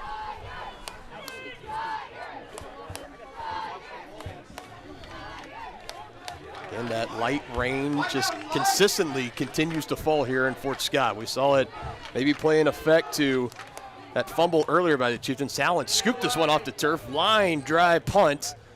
Good punt. And it takes a stubborn Tiger bounce right near the 20. And they will take over right around their own 22-yard line or so. Comes to stop on the Tigers' 22-yard line. It'll be 1st and 10 Tigers. Well, a chance here for Fort Scott. You know they're going to feel mightily good about themselves if they can find a way to get this ball down the field and score again right before halftime. Chieftains looking to get the stop, go into the locker room. They will receive the second half kickoff, so try and just keep this a 2-point game for the meanwhile. 2 receivers each side. Newton in the backfield, 3-point stance. Van hands it to him, right up the middle, wide open for Lennox. For Ryder Newton, just shy of midfield. Another big chunk play on the ground for Fort Scott. 41, Ryder Newton. Chocolate by number 5, Todd Brown. Takes it out to the Tigers' 48-yard line. That's enough for another Tigers. Another big chunk for Newton, 26 yards on the ground there, on the doorstep of midfield for Fort Scott.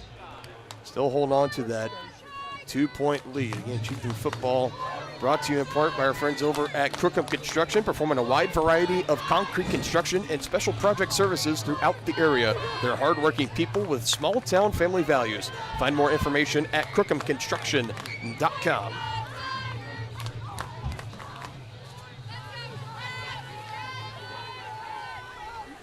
Tigers playing this year, coming off last year 3-6 finish, 2-3 in league play. Their only playoff game was against the eventual state champion St. Thomas Aquinas, 41-14. Finished 3rd in their league. They go 6-3 this year. There was a spurt kind of in the middle. They had a 3-game stretch of losses against Pittsburgh, Labette County. One game that arguably they're going to tell you they should have won here on their home field, and they got shut out on the road at Chanute, but have since then recovered Got a win against Circle and back-to-back wins against Coffeyville, one in the regular season finale and then last week in the Week 9 postseason. 6 wins this season. It's their first winning season since 2020. They had 6 wins in the last 3 seasons combined. Looking to keep the drive going here. Another handoff up the middle to Ryder Newton. Chieftains are ready for it. Just a 1-yard gain. And another timeout will be taken here, I believe. Did you see who they signaled that one to, partner? Yeah, it was Fort Scott took the timeout, so they're going to be down to 1.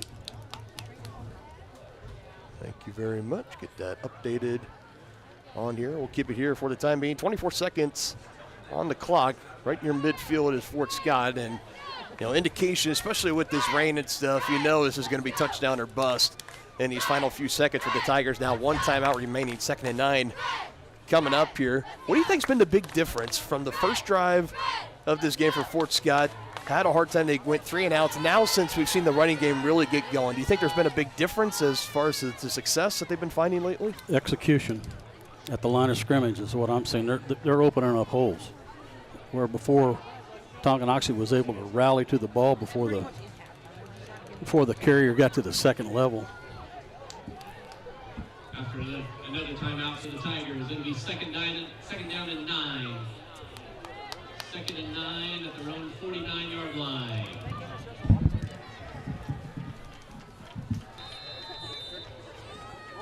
So 2nd and 9 here. That rain, it is just continuing to pick up here. Yeah, this is going to be something we're going to have to keep an eye on. Try to look at some intense radar. Gomez again in motion. Fake the give to Newton. Pressure from the Chieftains. He throws it wide open right near the sideline. 1st down and more, taken out of bounds as he crosses the 40-yard line. Morgan Shaw.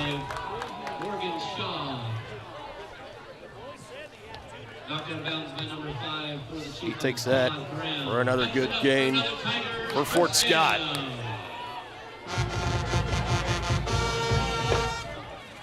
First and 10 for the Tigers at the Chieftains' 37-yard line. Yeah, with less than 20 seconds, you got to figure that Fort Scott's going to be throwing the ball. Only 2nd completion in the game for Maddox Van. First one to Shaw. Gomez again in motion, and again they go play action. Tucker McGuire coming, hit from behind. Ball is loose. They blow the play dead, incomplete. And again, Tucker, he's been so close coming off that edge. Finally, he gets home. Brings up a 2nd down and 10. Yeah, those are the split-second differences that can result in the incomplete pass right there to a potential strip sack.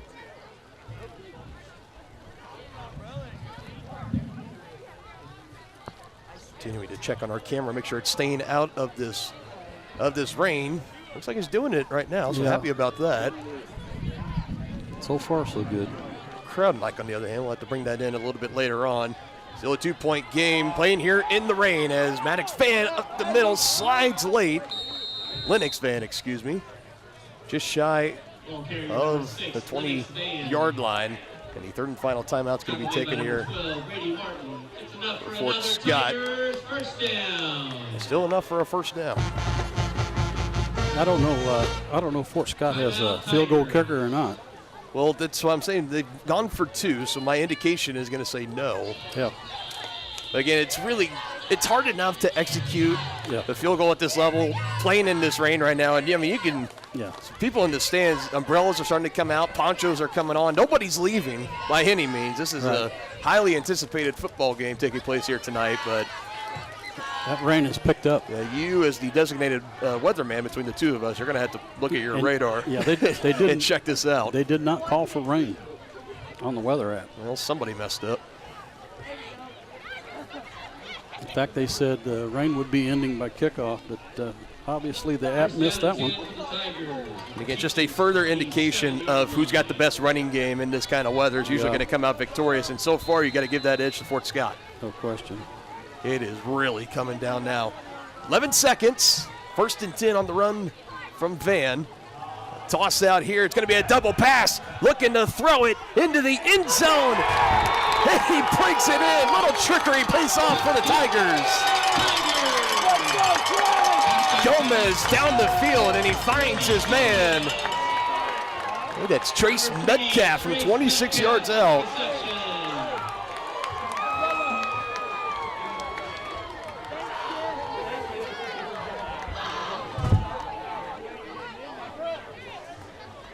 Oh, my goodness. That's a killer right there with 4 seconds on the play clock. Still, again, you get a stop here for the Chieftains, 2-point try. It's still a one-score game before you get the ball at halftime. Calling for a timeout, not going to get it. Up the middle, here go the Tigers. Looked like he crossed, and he did.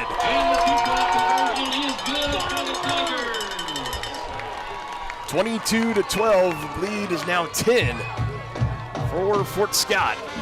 Little bit of trickery, a 26-yard touchdown. It was Gomez that had it. Kind of on the little end around, coming to the near side, and he throws it to the end zone. Brady Martin and Hunter Nyhart both were in the area, but Trace Metcalf able to bring it in. More fireworks going off at Prairie Field. And reason so, these Tigers giving their rain-soaked fans something to cheer for late in this one. They take the 10-point lead, and again, it's hard not to look back at that turnover that the Chieftains had on a play, on a drive that was going 10-plus plays, starting at around their own 5-yard line. They got past midfield looking to put something together, and instead it ended in a touchdown, and now you get one here. That was definitely the turning point of this half. Could very well be the turning point of this game. Number 6, Lennox Van. Wow, it's I think we're getting some moisture on the lens here. It's you can see that rain coming down, folks, in the upper left hand of your screen. We're gonna have to reassess a couple of things here coming up at halftime. Try to hang in here for the final 4 seconds. Another squib right up the middle. Chieftains will just get on top of it. Alex Gardia. And I imagine for Tongi, they're going to be receiving a second half kickoff. They will come out, take a knee, and go into the locker room. Down by 10. It's going to be one of the largest halftime deficits that the Chieftains had faced this entire year.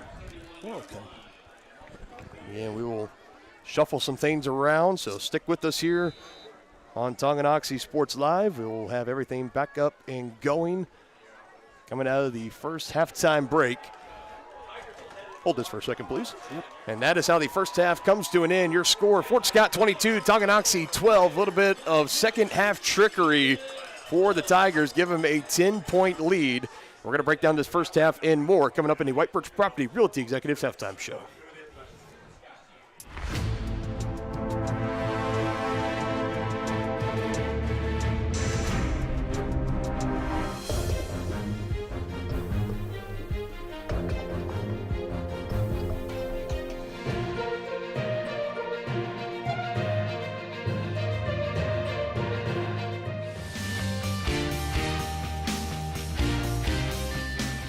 For a winning team, contact White Birch Properties, the real estate MVPs. Tonganoxie is the ideal location to start a business. That's why the Tonganoxie Business Association has strived towards a common goal of adding value to businesses and the community since 2015. They assist in providing improved services for customers and visitors, encouraging and enhancing businesses, and preserving historical and cultural assets. Follow them on Instagram for the latest and upcoming event information, and become a member today by visiting their website, TonganoxieBusinessAssociation.com. Proud supporters of Chieftain Athletics. The Tonganoxie Recreation Commission is committed to creating community through parks, people, and programs. And now, with their all-new activity center, the Tonganoxie Rec Commission can do even more. Tongi Rec understands the benefits reaped through recreation are endless. Tongi Rec has a long list of classes, activities, and programs for the young and young at heart. For program pricing and schedules, call 913-845-3502. Visit them at the all-new activity center at the Tonganoxie High West campus, or go to tongirec.org. Family-owned and operated Wizard of Paws is a fifth-generation business located in the heart of downtown Tonganoxie. The professionally trained staff takes pride in making every dog and cat look its best, whether it be a breed-specific trim or an adorable, cute pet trim. Plus, their facility offers amenities in space that are doggone amazing. Call Wizard of Paws to make your appointment at 913-416-0255 or visit them at 406 East 4th Street in Tonganoxie. Learn more at wizardofpawstongi.com. Hello, Four States. This is Jay Hatfield with the Jay Hatfield Auto Group. We've been serving the Four States area for over 29 years, and we now have 6 locations which offer Chevrolet, GMC, Ford, and Chrysler Dodge Jeep Ram. Each of our locations is operated by a Jay Hatfield family member or managing partner. At J. Hatfield, we're here to earn your business and trust. We have approximately 300 pre-owned and 300 new vehicles in stock or on their way, and we're making deals. Come see us at J. Hatfield location today and let us make you part of the J. Hatfield family. Are you ready for a mouth-watering journey down memory lane? Introducing Flashbacks. Start your day off right with our fluffy pancakes, omelets, or a cinnamon roll. For lunch, sink your teeth into our juicy made-to-order burgers, Philly cheese, and more. Flashbacks' friendly staff and welcoming atmosphere make every visit a delight, and their menu is filled with comfort food that will give you those warm, delicious flashbacks. Visit them today in downtown Tonganoxie, open 7 days a week from 7 a.m. to 12:30 p.m.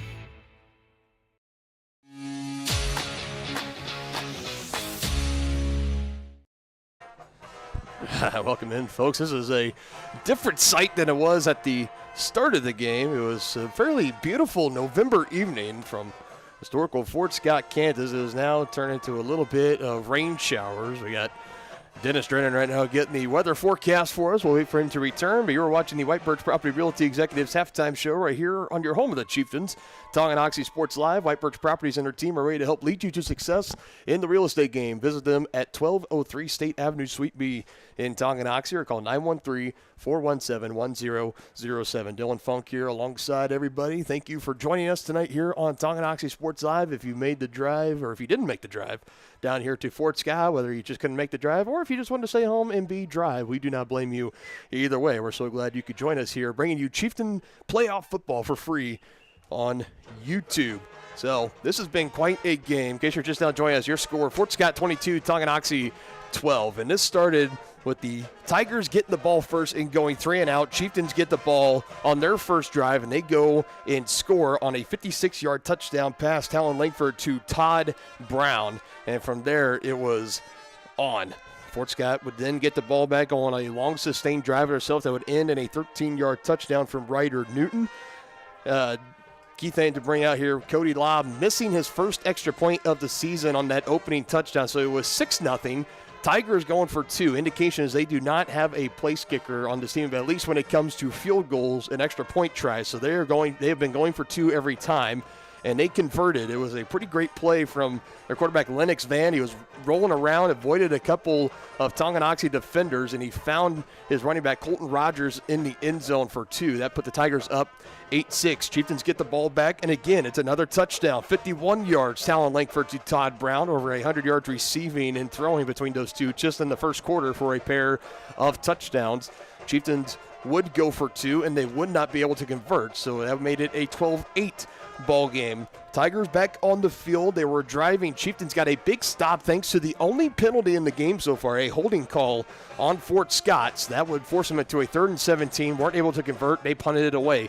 Chieftains in the driver's seat with the lead and the ball, and it was a good punt from Van as it pinned them inside deep in their own territory. Chieftains took over nearly at their own 5-yard lines. They were looking to go 95 yards to the house. They got it past midfield and an uncharacteristic turnover for this Chieftain offense. As Talon Langford, we mentioned this is going to be the storyline for the rest of the game. You can see the band's out there in ponchos. Well, there's a reason. Heavy rainfall here in Fort Scott. That ball gets a little bit more slick.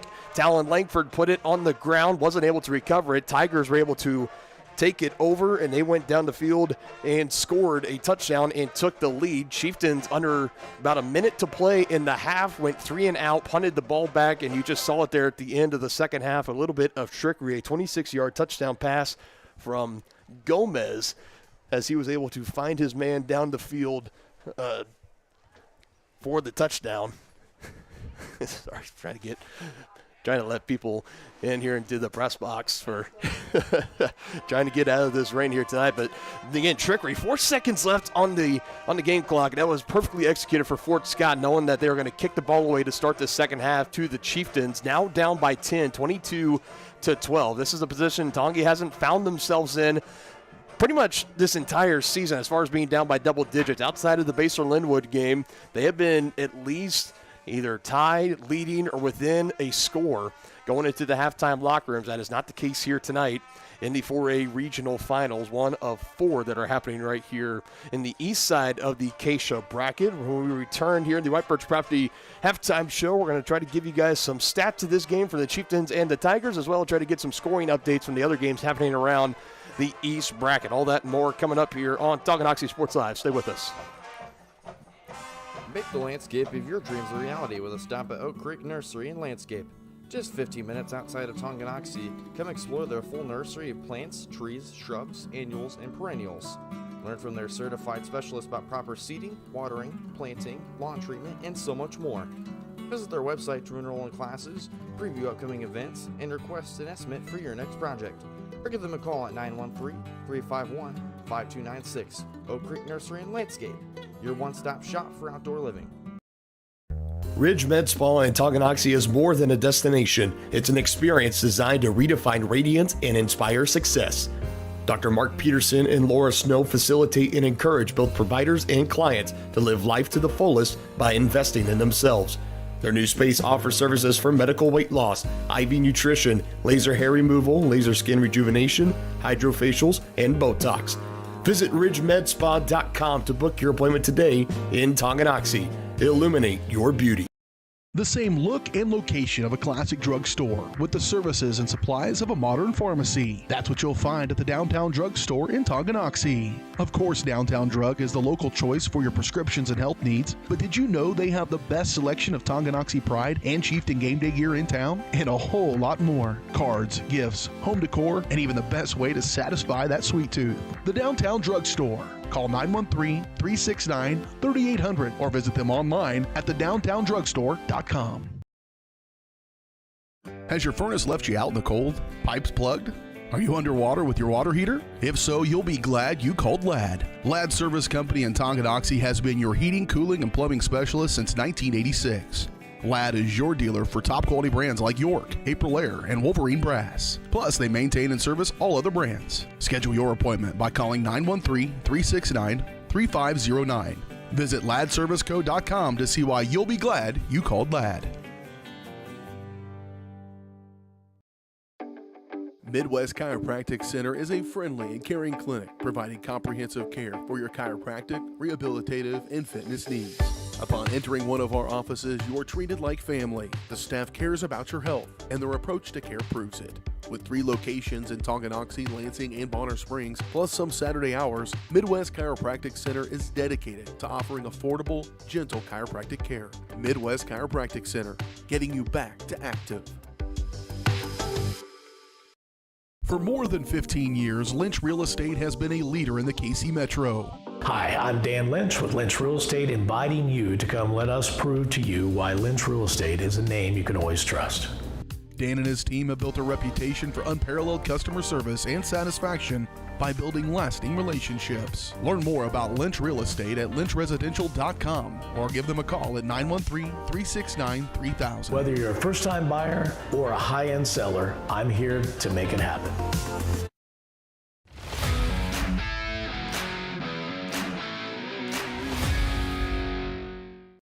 Shop local and save at Brothers Market in Tonganoxie, where we treat you like family.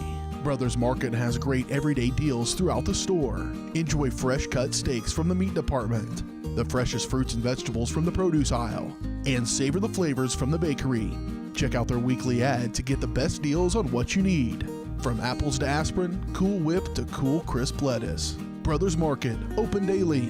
Learn more at shopbrothersmarket.com. At Kansas Insurance, we know one size doesn't fit all. In fact, our whole mindset is based on customized policies for you and your families. We're local, and we do what we do because we care about you. Think of us as brokers for your insurance needs. Working with Kansas Insurance gets you the award-winning service and attention to detail that only an independent agency can provide. All across Kansas, we're here to help you manage and plan for all types of risk. Contact a local agent today. Kansas Insurance. Local, independent, serving you. A great collision on the field? Awesome. An awesome collision on the road? Not so great. If that bad play does come your way, take your car to S&S Auto and Body Shop in Tonganoxie. S&S has been the area's premier auto collision repair center since 1972, working on all makes and models, glass replacement, bumper repair, fiberglass and plastic, color matching, and so much more. And they work with all insurance companies. Get your ride back in the game and learn more at snsautoandbody.com or call 913-369-3193. When it comes to rehabilitation, despite what you're told, you can choose where you want to go. Physical Therapy Solutions in Tonganoxie is independently owned, allowing them to work with all doctors and your insurance to ensure a smooth transition, especially from a knee or hip replacement. Choose from one of their highly qualified physical therapists for an individualized plan of care to achieve long-term health benefits. Contact Physical Therapy Solutions today and let them help you. Go to ptsolutionsks.com for more information. Are you ready for a mouth-watering journey down memory lane? Introducing Flashbacks. Start your day off right with our fluffy pancakes, omelets, or a cinnamon roll. For lunch, sink your teeth into our juicy made-to-order burgers, Philly cheese, and more. Flashbacks' friendly staff and welcoming atmosphere make every visit a delight, and their menu is filled with comfort food that will give you those warm, delicious flashbacks. Visit them today in downtown Tonganoxie, open 7 days a week from 7 a.m. to 12:30 p.m. Family-owned and operated Wizard of Paws is a fifth-generation business located in the heart of downtown Tonganoxie.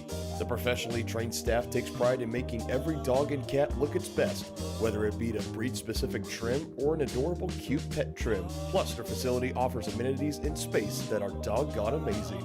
Call Wizard of Paws to make your appointment at 913-416-0255 or visit them at 406 East 4th Street in Tonganoxie.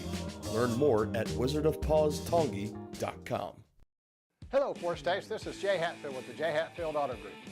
We've been serving the Forest States area for over 29 years, and we now have 6 locations which offer Chevrolet, GMC, Ford, and Chrysler Dodge Jeep Ram. Each of our locations is operated by a Jay Hatfield family member or managing partner. At Jay Hatfield, we're here to earn your business and trust. We have approximately 300 pre-owned and 300 new vehicles in stock or on their way, and we're making deals. Come see us at Jay Hatfield location today and let us make you part of the Jay Hatfield family. At Kansas Insurance, we know one size doesn't fit all. In fact, our whole mindset.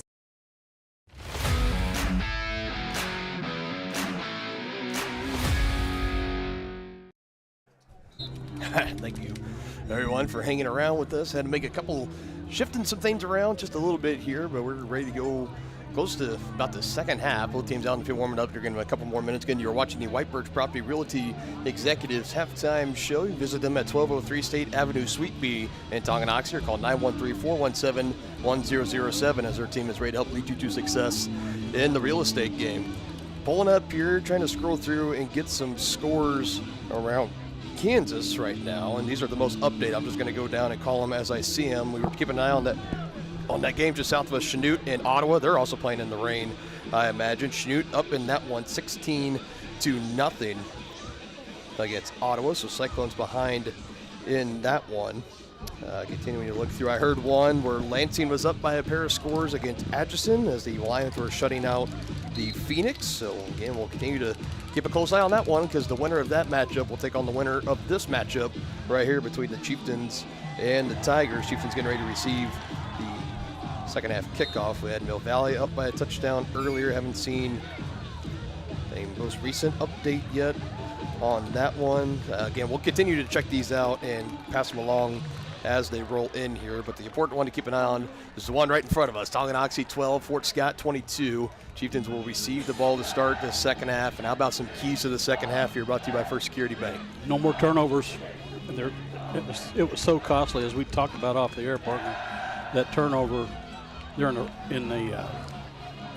by Talon Langford really changed the whole complexion of this game.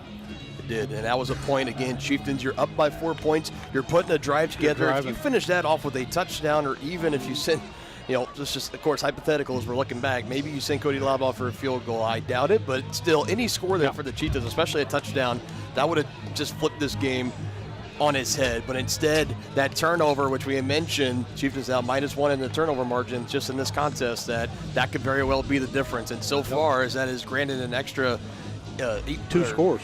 Yeah.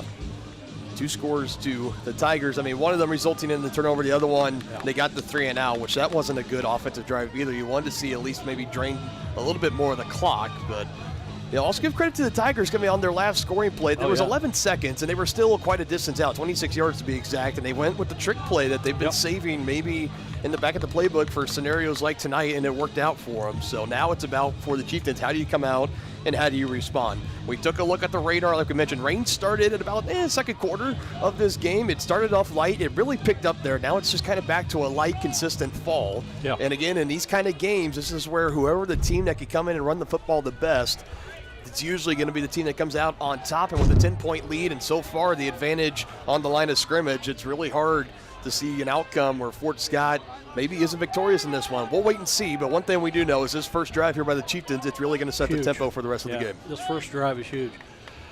They need to make a statement here and let Fort Scott know we're not going easily into that good night. Again, you've been watching the White Birch Properties halftime show here on Tonganoxie Sports Live, so glad everybody can join us this evening. Let's get the third quarter started in this one. We've seen the Tigers kind of elect to a squib kick a couple of times. Chieftains nearly losing a turnover at one point. They were able to somehow get on top of it. Close a second time. It looks like Lennox Van is just going to step in and boot this one away. Before, it was the lineman Jacob Adams, number 76, that kind of brings on the squibbing responsibilities. Well, they still do it here. If you're Tong, you just got to scoop it up. That's exactly what they do. Alex Gardia, just like he did at the end of the second half, or at the end of the first half, gets on top of it and goes down to the turf.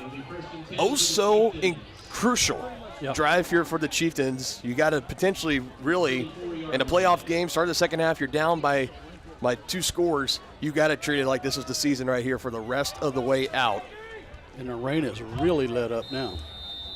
So we'll see what the Chieftains want to do here on offense. 5th drive.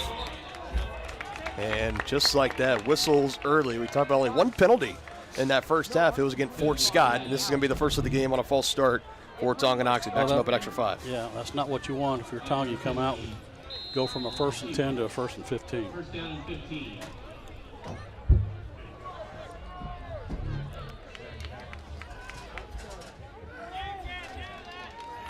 And in the backfield to the left of Langford, defensive line shifts late. Talon looking to pass. He's looking, running out of time. Wrapped up, has to get rid of it, and he does. Finds a safety valve in Tanner Hand, able to avoid the sack, weaving his way through and making something out of nothing there. Talon and Tanner. Nice job by the Chieftains there. Number 4, Brody Gomez on the tackle. Somehow it looked like it was going to be a potential loss, but the Chieftains get 17 yards out of it. And Tanner Hand receiving out of the backfield. Don't see him bring in a whole lot of receptions on the year. He gets one there, and a big one as the Chieftains move the chains. Yeah, that was huge. Now the Chieftains need to keep it going here, make a statement.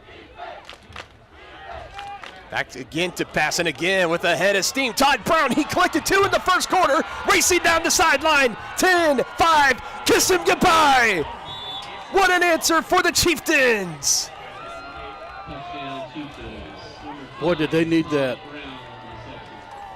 Okay, now they're going to go for 2. 22-18. Yeah, it pretty much stopped. Another 54-yard touchdown pass. Yeah, it looks like they're going to go for 1.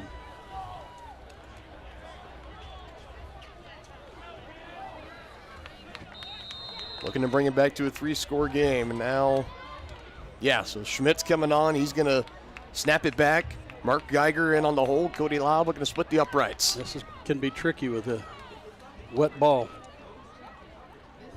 Yes, it can. See how the Chieftains execute. Good snap, good hold. Lob's kick. It's good. Well execution there by the Chieftains. Todd Brown and Talon Langford complete the trifecta. They've connected 3 touchdowns, all for 50-plus yards. That one for 54. And the Chieftains back in this ball game, 22-19. Just how you wanted to start this second half. Absolutely, just what Tonganoxie needed there. Back in this quick 30-second break, Chieftain football presented by Kansas Insurance.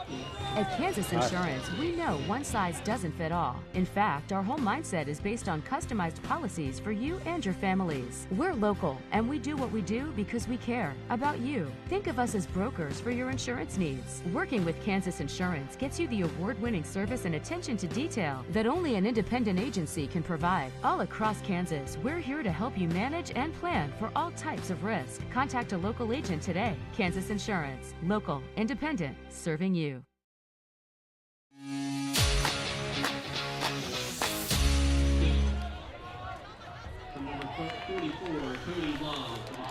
40 seconds off the clock. 2 plays. That's all the Chieftains needed. I wonder what they game planned in the locker room. It was a perfect play down the line to Todd Brown as he takes it for his 3rd touchdown in this game. Fair catch called and caught for right around the 35-yard line of Fort Scott. That's where they take over. Still with the lead. It's not double digits anymore, but it's still a lead. It's 3, 22-19. And again, I hate to look back and talk about it, but a failed 2-point try and a missed extra point for the Chieftains, and right now that's the difference in this ballgame. Yeah, absolutely.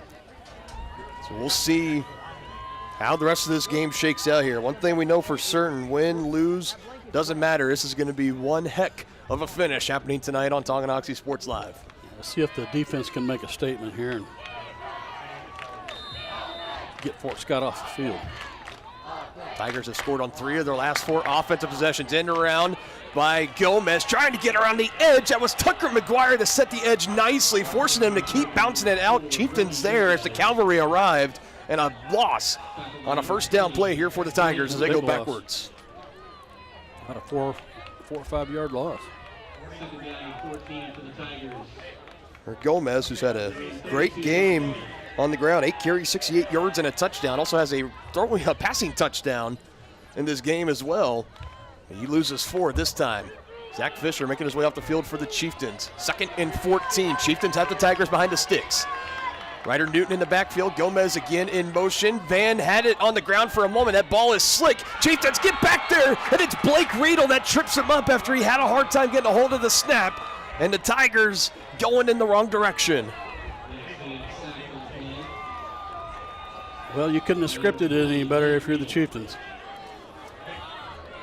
The start of this second half. A loss of 11 yards on the play. 3rd down and 25. 3rd down in basically Oklahoma coming up here. I don't know the nearest county. I'm not from Southeast Kansas. I apologize, but my goodness, 3rd down and 25.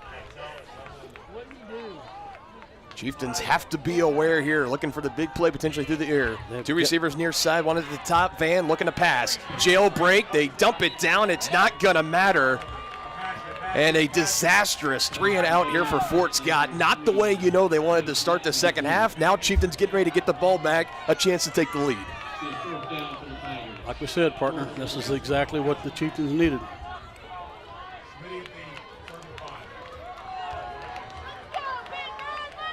Two-play scoring drive followed by a 3 and out without giving up positive yardage.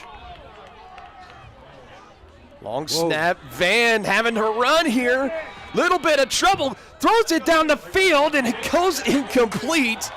Oh my goodness, and there was a man in the area. If he would have completed that, that would have been one of the greatest plays I've ever seen at the high school level, taking a punt, scrambling around and making it a big completion, but instead a turnover on downs, essentially. A bad, no punt was away. And field position almost in the red zone. Inside the Fort Scott 25-yard line, call it the 23. 23 yards away to pay dirt and taking the lead. What can the Chieftains do? Let's find out. 6th drive for the Chieftains. They scored on just 2 plays in their opening drive. Talent, patient running, trying to find a hole. Not going to find a big one. Red jerseys driving him backwards in there to get the final shoulder in. Eli Martin, number 63. On the wrap-up, Colton Rogers in there as well. And just a 1-yard gain on 1st and 10 for the Chieftains. Just 23 rushing yards tonight for Talent. Hasn't been able to find that big one yet. Give credit to Fort Scott. They're making it pretty hard. They say he got 2, actually, so 2nd and 8. And now whistles will blow, stopping this play. Penalty flag comes in. It's going to be false start or procedure call. It's an illegal procedure. Won't be the call there. And you don't have the luxury of having the officials mic'd up here, and even though with the rain falling, you can't really trust on that would be working anyways, but yeah, clear indication. Once that play was going, they threw the flag in there. That's easily falls in that illegal procedure category. So 2nd and 8 now becomes 2nd and 13. Now it's Tonganoxie that gets behind the sticks here. Down in the backfield, Tanner on his right. He fakes the give to him, rolls out sometime, running out, throws it, and through the hands, incomplete of Todd Brown. Would have been a first down if he was able to reel it in, and now a big 3rd down and long coming up. Well, you got to figure this is 4-down territory. On the coverage, number 16, Colton Rogers. 3rd and 13. You would hate to, after the opening drive touchdown on 2 plays and then the essential turnover on down, setting up at the Fort Scott 25-yard line, you would hate to not have this end in points. 3rd down and 13, designed screen. Todd Brown with the convoy, waiting for blocks, able to slip a tackler. He's got the first down as he's down to the 5. Well-designed screen there by the Chieftains.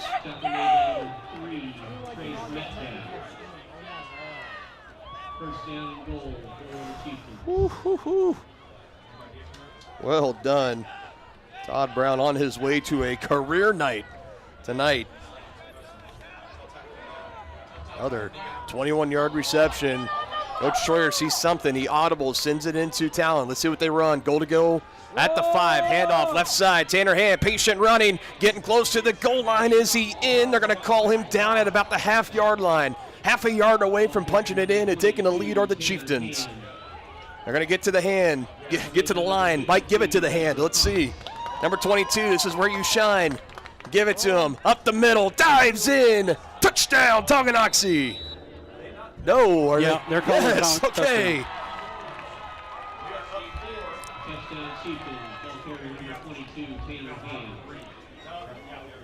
What? No. 1-yard touchdown. Again, you can probably hear, we're in the press box. There's no walls in this press box. Everybody can hear us. We can hear everybody else. Yep. So you hear the county coaches, that's them contemplating, what do you do here? Well, do you kick? Do you go? They're going to kick for it. I think you kick it so you go up by a field goal. And that's what they're going to do. Trying to make it a 26-22. You're currently up a field goal. Yep. Looking to make it a 4-point game. Cody Lobb, learning from his mistakes. Extra point, number 44, Cody Lobb. Again, the Chieftains. Back-to-back scores for the Chieftains open the second half. Second half in a row, they've been able to do that. And they retake the lead, 14 unanswered by Tonganoxie, 26-22. They're back in front of the Tigers, 7-17. Still to play here in the 3rd. We got a fun one on Tonga Sports Live. A great collision on the field? Awesome. An awesome collision on the road? Not so great. If that bad play does come your way, take your car to S&S Auto and Body Shop in Tonganoxie. S&S has been the area's premier auto collision repair center since 1972, working on all makes and models, glass replacement, bumper repair, fiberglass and plastic, color matching, and so much more. And they work with all insurance companies. Get your ride back in the game and learn more at snsautoandbody.com or call 913-369-3193.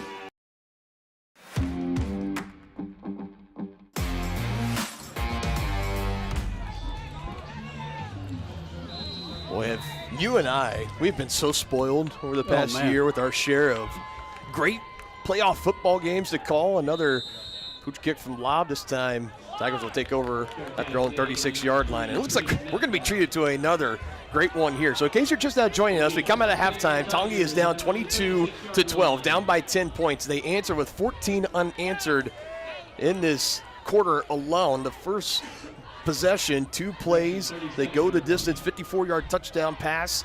40 seconds taken off the play clock. They're on the game clock. Defense comes out, essentially gets the turnover on downs on the bad snap of the punt. They take over at the Fort Scott 25-yard line, and they punch it in. And it was a nice 3rd down and long play, designed screen. They fake it to the right to Tanner, come back to Todd. Had a convoy, takes it down to the 5. Tanner Hand 2 plays later, punches it in, gives the Chieftains the lead. Maddox Van, look at the space he has to run here as he pulls this one away.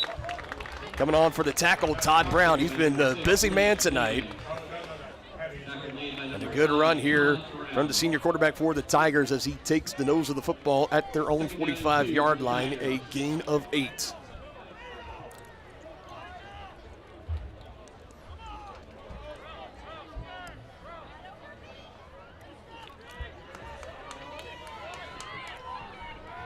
Second and 2. There haven't been too many 3rd down plays in this game, especially There's just the first quarter up the middle. Ryder Newton, he has had a game. He's going to get that for a first down. His 8 carries, including that play, 78 yards and 2 touchdowns. Like we were talking about coming into this, there's not one specific star back. It's a mix of guys. How many Tiger names have we called tonight? With Gomez, Van, you've had Newton in there, Shaw, Rogers.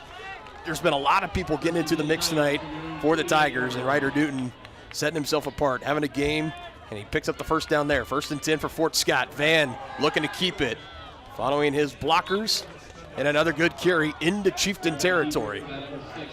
So give him about 4.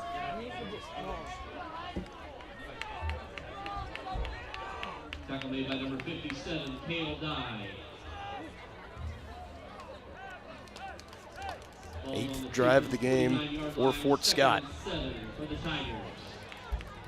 This very well, it could come down to who has the ball last in this game. Some movement there, no whistles are blown, and around the edge is, I believe that's Shaw. He gets escorted out of bounds after picking up a first down by Owen Schmidt. And Morgan Shaw coming around in motion. He gets it off that left edge. He takes it for a nice first down carry. That's enough for another Tigers first down.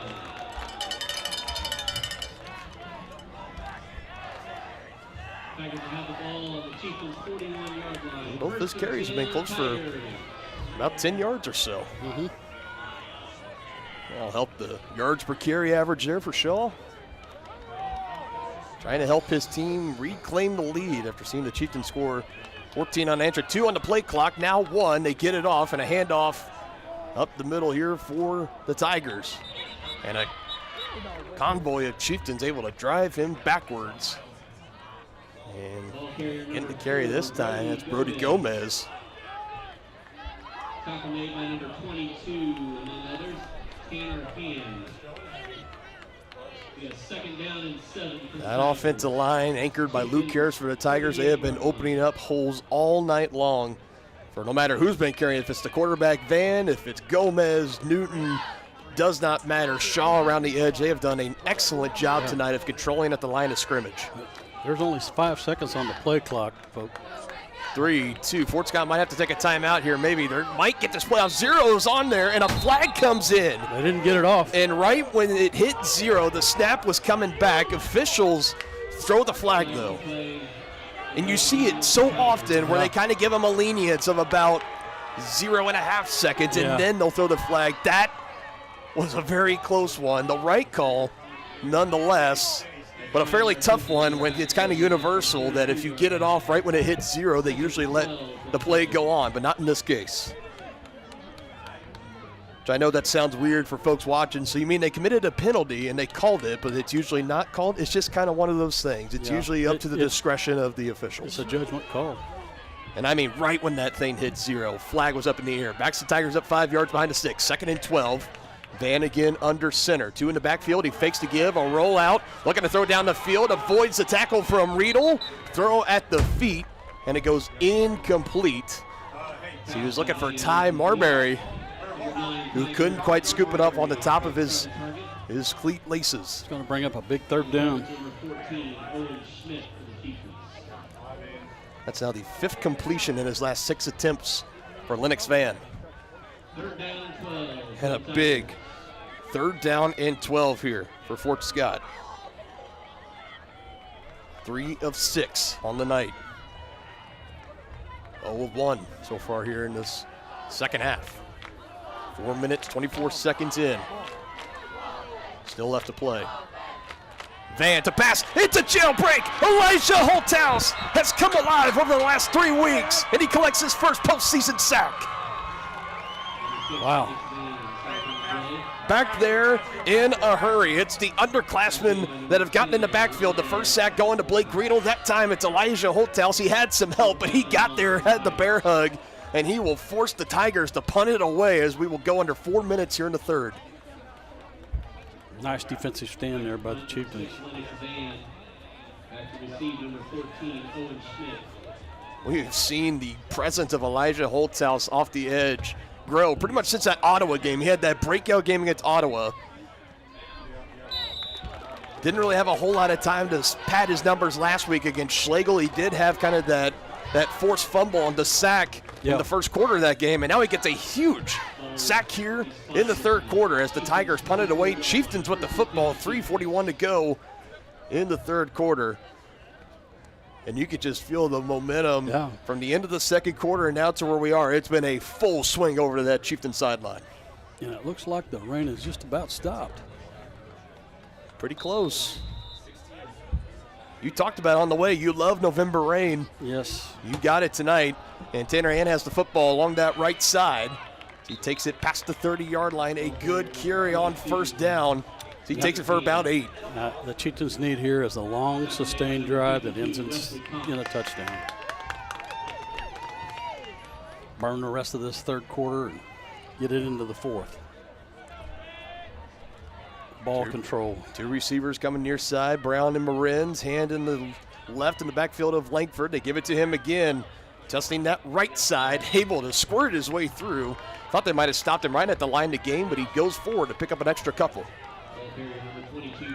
I'm telling you, Tanner Hand is a beast. This could be that point in the game where Tongi, we've talked a lot about Fort Scott controlling at the line of scrimmage. This could be the time where, anchored by Gavin Rhodes, saying, all right, boys, let's go. Number 22, run behind me. I'll take you to the promised land. Third carry in a row for Tanner. Again on that right side. Zach Fisher and company moving some furniture. And he takes it past the 40-yard line down to the 41. I mean, you get 4 and 5 a clip. That's what you need. Another gain of 4 for Tanner. All runs on this drive. Yeah, they want to keep that clock running. You got Kendall Smith and Elijah Holthouse both going to be anchored on that left side. Let's see if they want to run to that heavy side. And they will. Trying to stretch it out. Brady Martin looking for a way. Cuts it up. Seeing if a flag comes in, and it does come in late. And for the fans calling for a holding call, it looks like they're potentially going to get it here. So Chieftains are trying to stretch it out. They're talking with Zach Fisher. So indication it could be against him. So he's trying to get that big bucket step, get around, seal off the edge of his defender. And we're continuing to talk. Chieftains going backwards, and it's actually going to be a block in the back. That'll be called. Well, they put up the holding sign, though.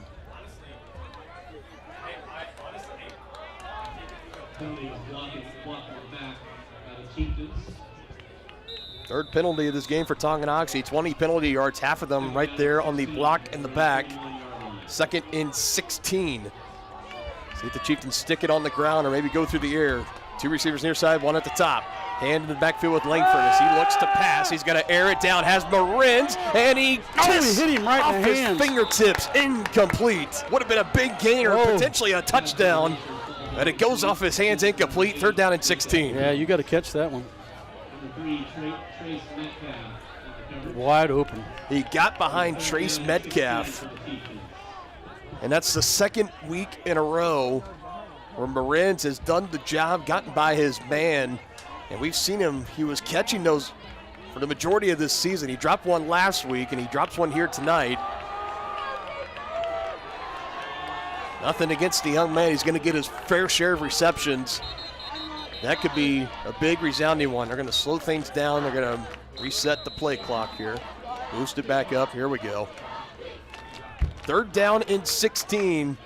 See what Coach Troyer dials up here on the 3rd and long category of the play sheet. Pressure coming off the edge. Chieftains pick it up fairly nicely. It's thrown and through the hands of Gardea. There is a flag thrown.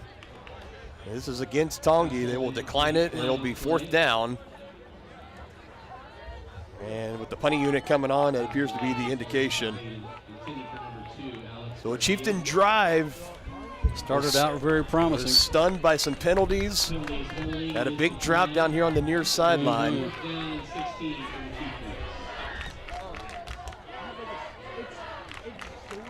We'll back him up a little bit for this punt away by Talon Langford. Talon needs to get a good boot into this one.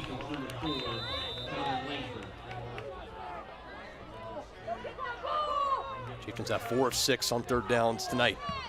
Talon puts a good boot into this one. Lennox Van able to return it, and he takes it past midfield, and a great return for the Tigers, courtesy of the quarterback.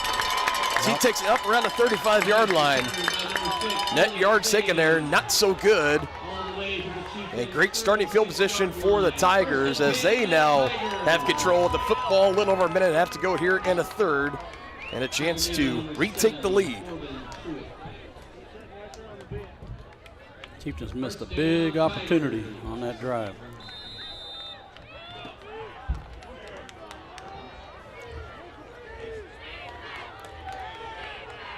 Trying to overcome it. Gomez in motion, fake to give, Van. Good job by the D-end, staying home, putting him down into the ground. Great job right there. Trying to see who that was. Was that Riedel off the edge? I think it was. They say Kale died. From one wrestler to another, because that was a technical. Yes. Two-leg takedown.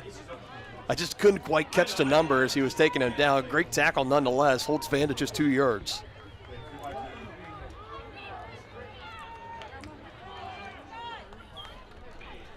Again, another handoff up the middle. This time it's Rogers. Die in there again. They'll hold him to a minimal gain. Also had John Golba in at the bottom of that pile as well.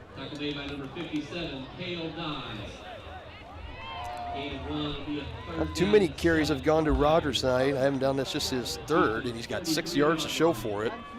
And the Chieftains have the Tigers down to another third down. 3rd down and 7 from the Tonganoxie 33-yard line.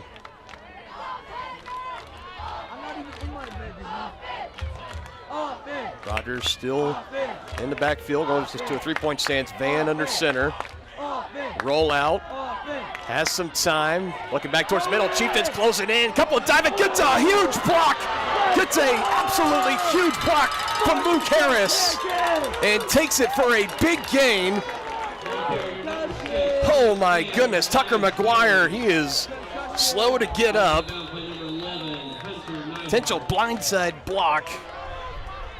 Oh my goodness.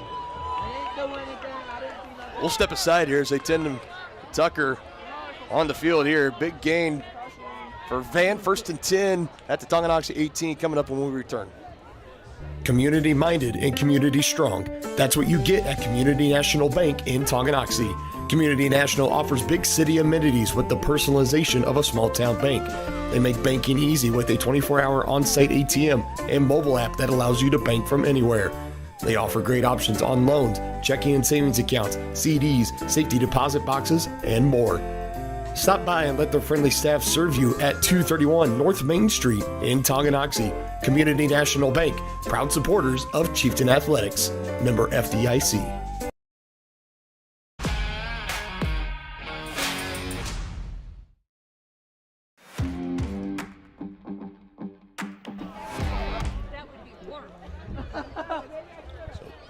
Again, Tucker McGuire, the man on the receiving end of the big block from Luke Harris. He makes his way over to the sideline with head athletic trainer Mark Padfield and company.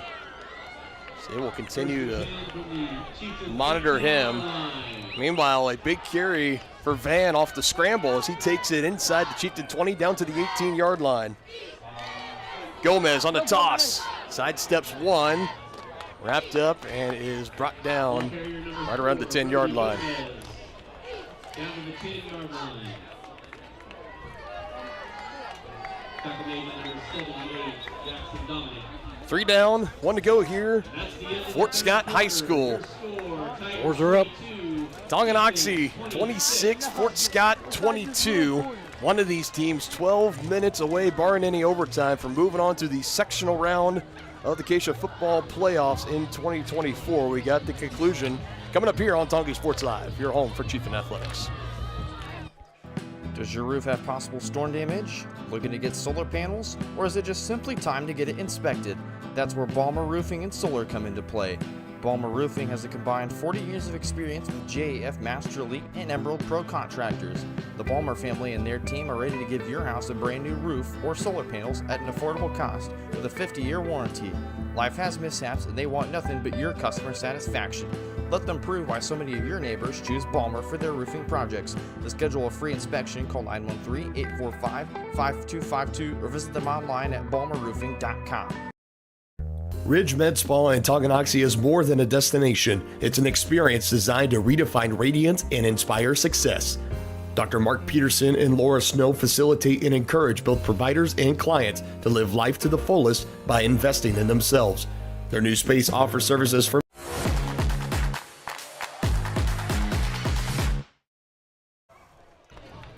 So we flip ends of the field now. Here at Prairie Field, Fort Scott High School. 89th year the stadium has been in use for the Fort Scott Tigers. They run behind here. This is Van. He's going to cut it in the middle. Nobody in the area. Touchdown, Fort Scott on a 10-yard scamper from the quarterback, Lennox Van. For his first rushing touchdown of the night. And that will give the lead back over to Fort Scott, 28-26. 2-point try pending.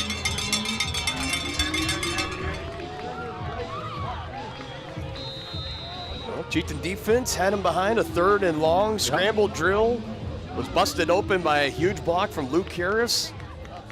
And a couple plays later, Lennox Van thanking the big fellow by punching it in for 6. Now he's going to roll out to the right, trying to get around the edge. Chieftain's not going to let him.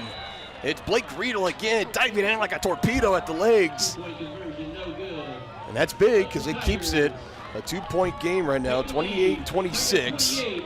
So hypothetically, if you had to go for a field goal, if you're a Tongi, it would give you a 1-point lead. So, just putting it out there for what it's worth. We got a great one here. Tigers back with the lead. Chieftain football tonight in the postseason has been brought to you in part by our friends over at Grounded Coffee House.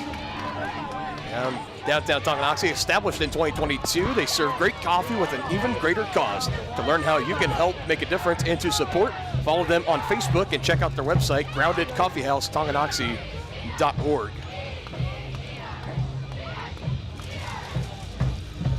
Oh man, what a game. What a game. Got a good one. At 1 point going into halftime with the 10-point lead for the Tigers. It looked like, and the rain continued to pour down, it could have been a game from Fort Scott. They could have ran away with it, but the Chieftains changed that. First 2 plays, 54-yard touchdown to Todd Brown, and then another Tanner Hand that was 14 unanswered. Well, the Tigers just answered with a score of their own as they're back in front by 2, just 3 seconds off the clock here in the 4th and final quarter. Another kick here, and another one. It's got to be scooped up nicely by Elijah Holthouse, and he'll fall forward right at midfield. So good starting field position for the Chieftains. You can't help but just kind of hold your breath a little bit every time. Oh yeah. Those little kind of squib kicks are put out there because you never know. Yeah, football is a funny shape. It does silly things. And again, and what we have been talking about, you took a look at the radar at halftime. Yep. The rain, it came a little early, so it leaves a little bit early. Yep. Because right now it is looking pretty dry out there, so as far as wet footballs are concerned, I don't think they're going to be much of a factor moving forward. That said, the field turf could still be very slick. Yeah. So keep that in mind. 1st and 10 for the Chieftains at midfield. They start on the ground with the carry by Tanner Hand, able to make his way through a crowd, and he'll pick up 5, depending on the push. They might give him 6. What a good job by the Chieftain offensive line. Able to get behind their man and push him for a gain of 6. This is something we haven't talked about a whole lot tonight, but we mentioned this line operating without TJ Leeper, out for the season. They have done some shuffling around. Zach Fisher no longer at center. You got John Golba there. Fisher moving over to guard. They run his way as Tanner Hand takes it right at the line to gain 2 carries and a first down for the Chieftains. You basically have the entire line is uprooted and shifted around. Kale Dye moving from guard to right tackle. You have, at one point you had, my goodness, you have McGuire is still out there at tackle. Gavin Rhodes staying put at right guard. Golba in as a new center. And they've done a great job. They really have. of adapting. And again, this goes back to earlier in the year when I talked with Coach Troyer, and he said that the depth of this offensive line and the experience of the offensive line had him really excited about this season as far as a group and their depth and experience showing off on this late season change. Brady Martin on a carry this time. Somehow able to get his leg loose there. Looked like it was wrapped up for a minimal gain, but he goes forward. I guess they're going to call him down by a short yard.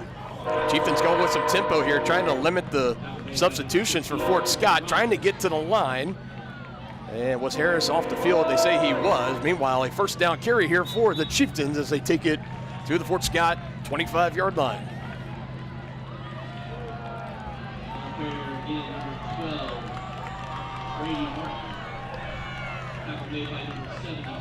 And back in the backfield to the right of Talon.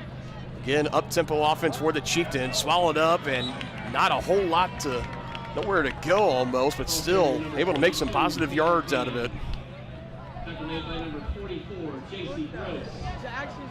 So he takes that one for about just a pair, but nothing more. Another crucial drive here for the Chieftains in the red zone, looking to score and retake the lead. Find themselves down 28-26, under 10 minutes to go in the final quarter.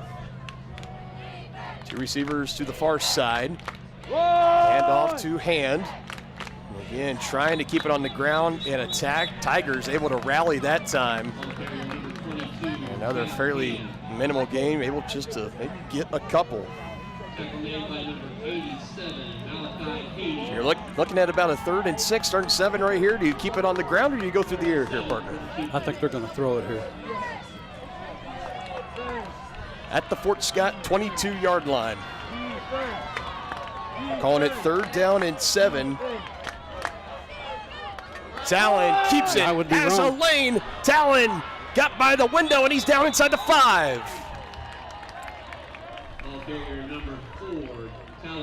17-yard carry on 3rd down from the senior leader. He finally gets that little hole that he needed. Outside, trying to stretch it out. Brady Martin. Edge was sealed up nicely by Fort Scott.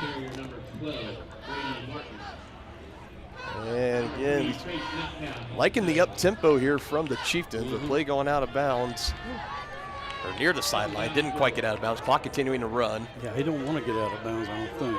Just able to get a gain of 1. Goal to go at the 4. Talon up the middle. Waiting for a call down the line. I think they're going to call him down at around the 2. Maybe the 3. Inside the 5. Let's just call it that.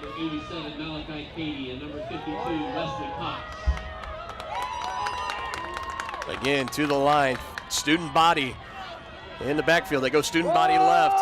Tanner Hand, wide open gap on that left side as he takes it in for a Tonganoxie touchdown. The old student body left. Nicely done. Again, conversations continue to go on here. So let's see. Looks like Chieftains are. They're going to go for 2. They're going to go for 2. Again, trying to go for 2, go up by a touchdown. Right. That's what they're looking to do here. Instead of going up 5, they want to go up 6. On the ground. Talon says touchdown. Officials will agree. And a huge 2-point conversion for Tonganoxie pays off. Ball carrier number 22, Tanner Hand. Your score, Tigers 28, Chieftains 34. Great drive there by the Chieftains. Your score, 7 minutes, 40 seconds to play in the 4th quarter. Tonganoxie 34, Fort Scott 28. Chieftains trying to hold on to this lead. Final 7 minutes and change and make their way to the sectional round of the playoffs for the 2nd season in a row. Real quick, while we have some time here, I want to give a special thank you and a shout out to all of our tremendous sponsors here for the 2024-2025 school year on Tonganoxie Sports Live. You guys are the reason we are here. We will not be able to bring this game, postseason game coverage live to everybody back home and beyond for free without the tremendous backing and support from all of our tremendous sponsors on Tonganoxie Sports Live. So a special thank you on behalf of me, Dennis Drennan here, and the rest of us at Varsity Sports Live. Thank you for your support. And thank you to everybody that's been joining us tonight. We've been treated to a good one. Chieftains retake the lead, boot it away.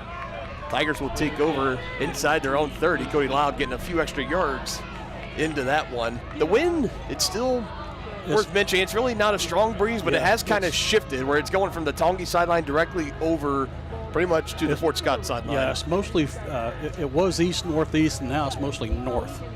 Ball spotted on the Tigers, 29-yard line. First and 10, Tigers.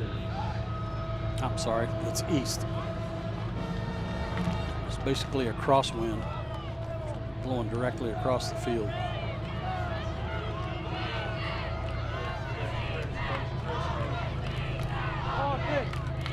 Tenth drive for the Tigers. Again, up the middle, strong running. Ryder Newton, hard to keep that man from going forward on initial contact. They did hold him to just 2, though.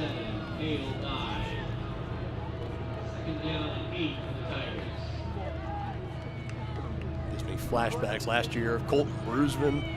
He was just able to move a pile. Tanner Hand could do it as well. Yes, he can. Ryder Newton, a big body presence. He almost got the body of like an old school fullback. Yeah. Back there.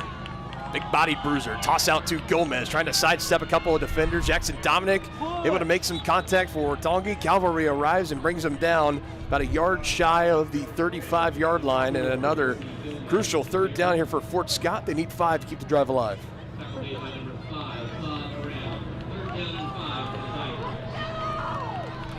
Yeah, it'll be interesting if the Chieftains could hold here to see what Fort Scott would choose to do, if they'd kick it away or if they'd try and pick it up. It'll depend on down and distance, I'm sure.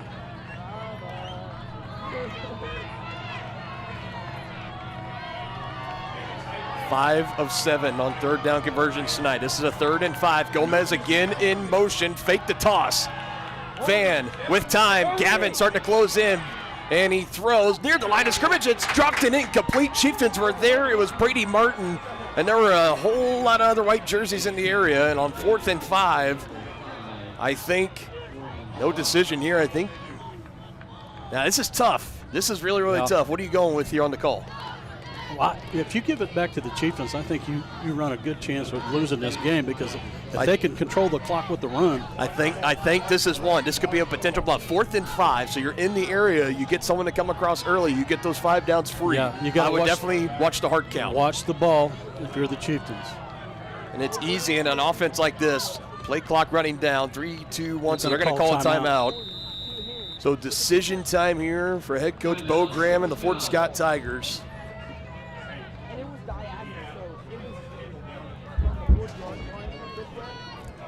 Apologize for the camera going blurry there. There we go.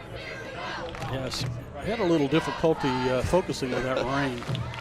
Yeah. It's been real easy for us to pay attention on this game. I'll tell you what, it has been a tremendous one. You see that just under 6.5 minutes to go. This is a 4th down and 5, and it would be from their own 34-yard line. So you run the chances here. If you convert on the 4th down, it's great. You keep the drive alive, you move on. However, if you don't, Chieftains get the ball back up by a touchdown deep in Tiger territory. I tell you what I believe this decision is based on. Fort Scott, their head coach, if he believes more in the offense or the defense. He's going to put it in the hands of the offense to try and pick this up, or are you going to say, defense, we're going to kick it away, and defense, you got to hold them? Well, that's the decision for sure, and he's going to show that faith in the offense. Our first 4th down conversion of the game coming up right here. Well, let's hope they don't convert it. And Chieftains, for the time being, they're going to try and drive them off sides, I bet. So I'm hoping. Watch the hard count. Yeah, they're going to go. They're going to run it. Coming in. Oh, peeling around. Circus time for Van. Chieftains are there. Ball comes out. Diving on top of it. Ball game. Chieftains able to get on top of it. A fumble recovery on a strip sack turnover on downs for Fort Scott. That could be the ball game.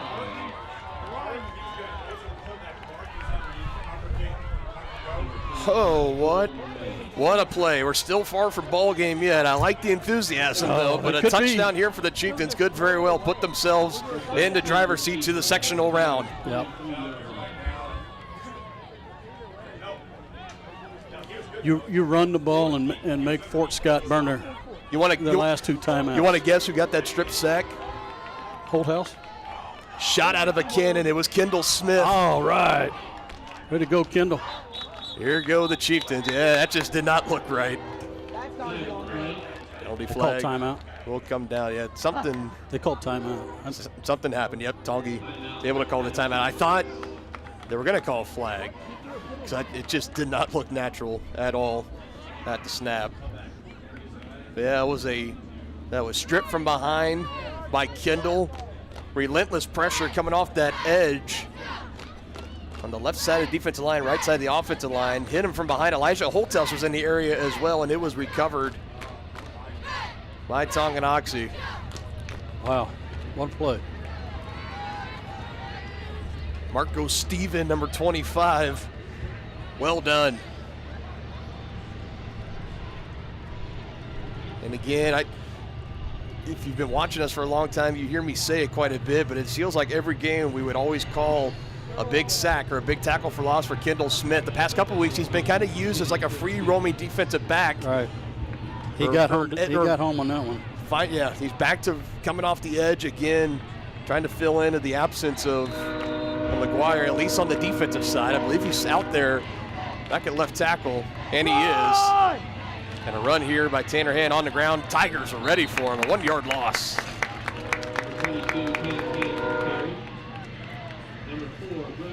And game in the hands of the Chieftains. Both teams 2 timeouts remaining, under 6 minutes to play. Chieftains will play behind the sticks. Chieftains should be burning some clock here. You see they're taking their time. Play clock just now at 15 seconds and counting. Calling it 2nd and 12. It's more about, you lost about 1.5 yards, so sure, we'll call it 2nd and 12. 2 receivers near side, Hand in the backfield. Talon, plenty of space on that left side. Little bit of a shimmy, spun around, hit down hard on the turf. He pops up. That's a big carry on 2nd and 12 by Talon Langford. Big gain. Third and manageable. About 9 yards.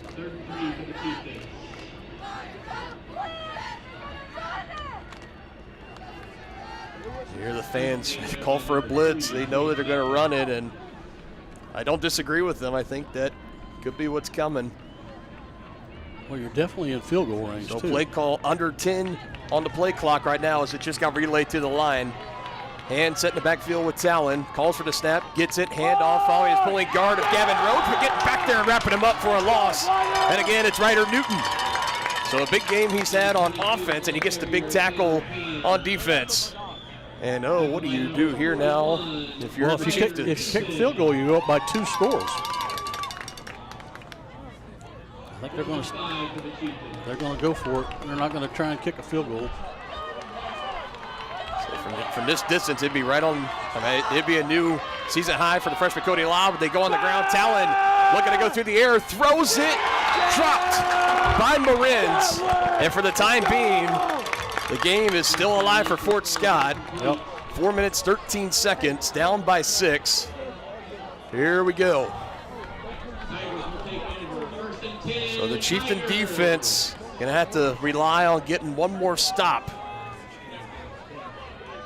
Well, it's 4 down all for the remainder of this game. You're going to have to hold them for 4 downs.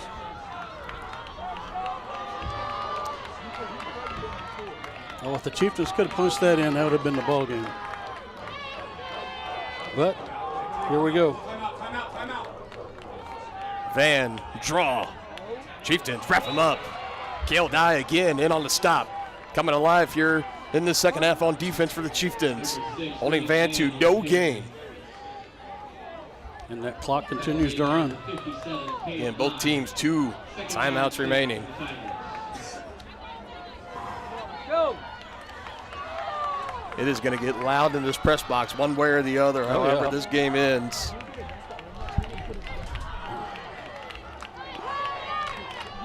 Got a lot of people in their seats right now, you and I included. 2nd and 10 from their own 18.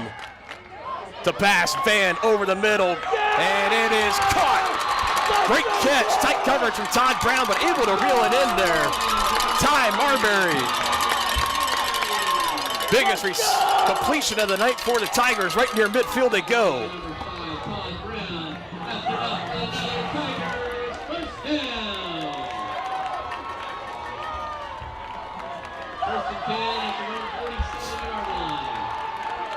Chieftains need to step it up here.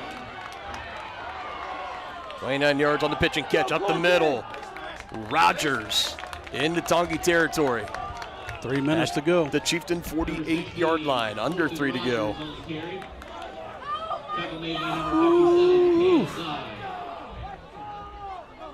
Got a nail biter going here. How large, looking at that 6-point lead, that missed extra point from earlier, yep. How large it looms. Yep. Toss, near side. That's Shaw.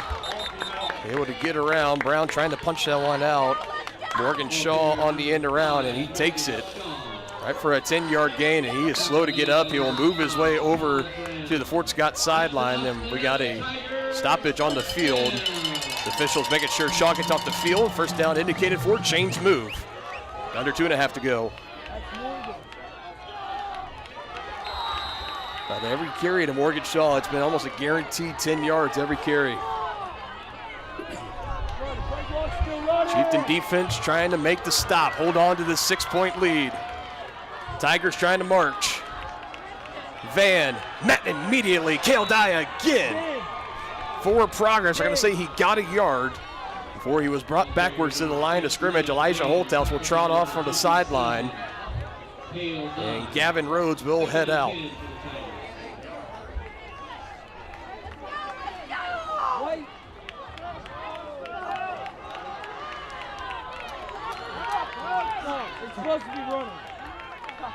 Now Fort Scott letting the clock run under 1:45. 10 seconds on the play clock. Fort Scott crowd trying to get behind their Tigers. Van looking to pass. Flags will fly. Elijah Holthouse double teams looking down to the turf. Either an illegal procedure happening there. I'll back the Tigers up 5 yards. I'll put them behind the sticks. Again, it has been a fairly clean game. Just 7 total penalties, 4 on Tongi, 3 for Fort Scott.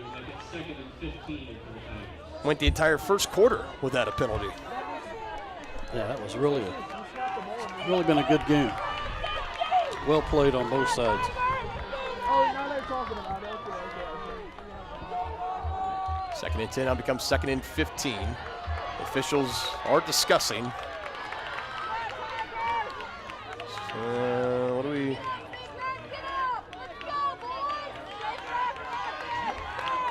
Okay, so 2nd and 15 officially now for Fort Scott. Minute and a half left in the game. Van able to shed a block, getting in the backfield. Riedel, Kale Dye, and others. This defense trying to make a stop. No gain, 3rd down and 15. Timeout on the field. Taken by the Tigers. That'll leave them with 1 remaining.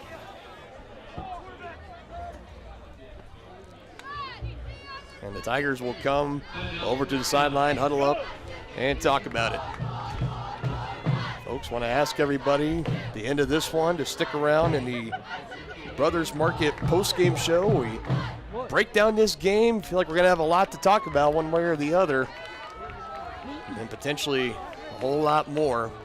Try to give some updates on some scores around the postseason bracket. All that and more coming up momentarily in the Brothers Market postgame show. And this, so you're looking at it right now, 3rd and 15. You got 2 downs to get 15 yards. for Fort Scott. A minute 20. They're probably going to try and go back to that pass that they were successful on. Chieftain defense has brought their A game in the second half, only allowing 6 points after giving up 22 in the first half. And now a 3rd down and 15 looming here for Fort Scott. 5 of 7. Van, shotgun snap, it's back. Chieftains with some pressure. Van is wrapped up in Fort Scott territory. Kendall Smith able to wrap him up off the bad shotgun snap. We haven't seen him go shotgun very often. It's been under center. Yep. Something of note. And the final timeout will be taken here by Fort Scott as they stare down the barrel of a season-making 4th and long. It'll be 4th and 20 on the 5-yard loss. A minute 4 to go. Chieftains get the stop here. You're going to the sectional round of the postseason. Yep. Plain and simple. Fate of a season coming down to one play. That is what makes the postseason great. So for Fort Scott, and this has been huge in the second half. The big difference from the first half to the second half is the Tigers playing behind the sticks. Yeah. A lot. And that one. The adjustments that the Chieftains made at halftime. And I believe I'm trying to rack my mind, and of course I have a lot of things going, so I could be missing something, but I believe that was the first shotgun snap of the night for the Tigers. They've been under center the entire time. Again, not a team that just will line up in shotgun and go. Yeah, we saw a bad snap on, 2 bad snaps on punts. Let's go! 4th down and 20. Tigers seasoned in the balance. Looking, Van Holthouse wraps him up. That will do it. Elijah Holthouse, the sophomore, does it again. That is the ball backfield. That's all around for the Chieftains, and they are 59 seconds away from keeping those Friday night lights on for one more week as they will go to the sectional round for the 2nd year in a row. Yeah, they can just kneel it out here, folks, because Fort Scott is out of timeouts.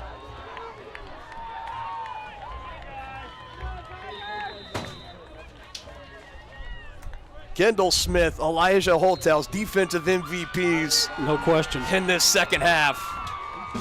Best play call in football. Victory formation.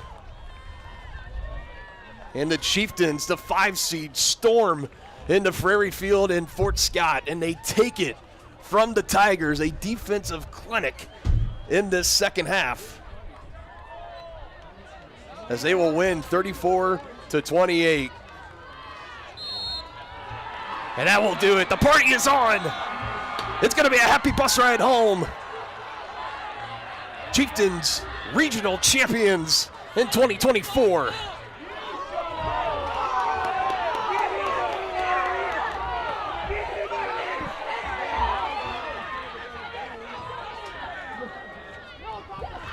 Well,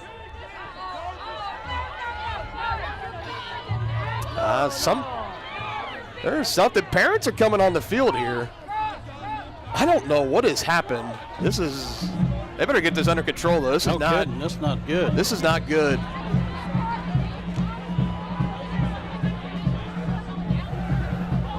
There are some angry parents trying to get on the field right now. Coach is having to hold him back. I have never seen anything like this before. I didn't quite catch what happened to make him so upset, but looking around nobody up here can tell.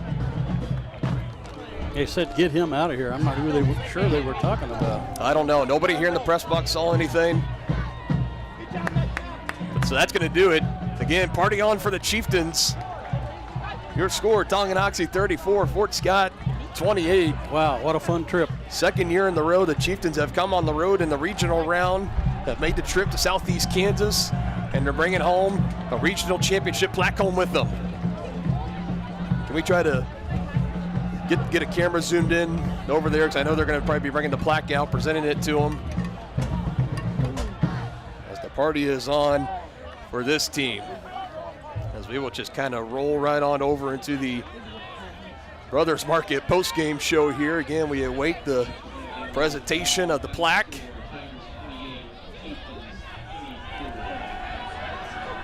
And we just have no shortage of phenomenal finishes in playoff football games on Tonganoxie Sports Live. There is still some dispute that is trying to be settled right now on this Fort Scott side. I mean, there are actual security people showing up. Yeah, I'm not sure what's going on.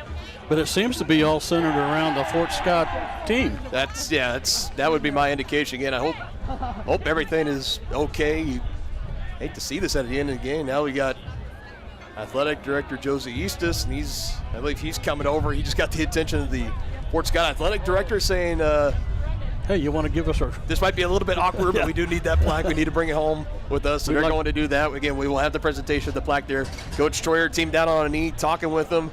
And I'll tell you what, going into halftime, 22-12, it was looking fairly bleak for the Chieftains. With the rain coming down. We talked a lot in that pregame show about how it can be the difference of a turnover in this game. That one turnover early in that first half, it was the Chieftains that resulted in a Fort Scott touchdown, and then they scored on a trick play touchdown right before the end of the half to put them up by 10. It was about how were the Chieftains going to come out and respond. We knew exactly what it was going to be. 2 plays. And from there, it was on. Yeah, what a comeback by the Chieftains. Chieftains outscored the Tigers 22-6 in the second half to come from behind and win, being down double digits at halftime, I believe, for only the second time this season. And they come back and win, and here comes that plaque. It is starting to make its way over. Follow the players as they get their plaque here. You see going out there, it's Kendall Smith and Owen Schmidt to get a hold of it, and there it is. The 2024 Tonganoxie Chieftains 2024 Acacia Regional Champions. What a tremendous season, and it's not done yet for Tonganoxie. Who won the Lansing game? That's we're going to get to that here in just a moment. Again, don't anticipate Coach Troyer coming in. He's going to celebrate with his team, I'm sure, not wanting to come in trying to fight the crowd. So I'll tell you what, we're going to step aside. We're going to try to pull up some scores, give updates to everybody. If you know a score and you have my number, text it to me or whatever you can. If you want to, I'll welcome that. But a big win again. Your Chieftains victorious at Prairie Field in Fort Scott, 34-28. Sectional round coming up next on Tonganoxie Sports Live. Shop local and save at Brothers Market in Tonganoxie, where we treat you like family. Brothers Market has great everyday deals throughout the store. Enjoy fresh cut steaks from the meat department, the freshest fruits and vegetables from the produce aisle, and savor the flavors from the bakery. Check out their weekly ad to get the best deals on what you need. From apples to aspirin, Cool Whip to cool crisp lettuce. Brothers Market, open daily. Learn more at shopbrothersmarket.com. First State Bank and Trust is with you wherever you are with complete online banking. Cheering on the Chieftains once again? Why not pay your bills online? Waiting on your kiddos to get out of school? Seems like a good time to make a transfer. Or how about making a deposit from here? Back in the gym for another night? Why not get an e-statement while you cheer on Tongi? And of course, at First State Bank and Trust, you can always bank from right here. Come on in and see us and get your very own Chieftain card. To learn more about all the great ways to bank with First State Bank and Trust, go to firststateks.com. For more than 15 years, Lynch Real Estate has been a leader in the KC Metro. Hi, I'm Dan Lynch with Lynch Real Estate, inviting you to come let us prove to you why Lynch Real Estate is a name you can always trust. Dan and his team have built a reputation for unparalleled customer service and satisfaction by building lasting relationships. Learn more about Lynch Real Estate at lynchresidential.com or give them a call at 913-369-3000. Whether you're a first-time buyer or a high-end seller, I'm here to make it happen. The Tonganoxie Recreation Commission is committed to creating community through parks, people, and programs. And now, with their all-new activity center, the Tonganoxie Rec Commission can do even more. Tongi Rec understands the benefits reaped through recreation are endless. Tongi Rec has a long list of classes, activities, and programs for the young and young at heart. For program pricing and schedules, call 913-845-3502. Visit them at the all-new activity center at the Tonganoxie High West campus or go to tongirec.org.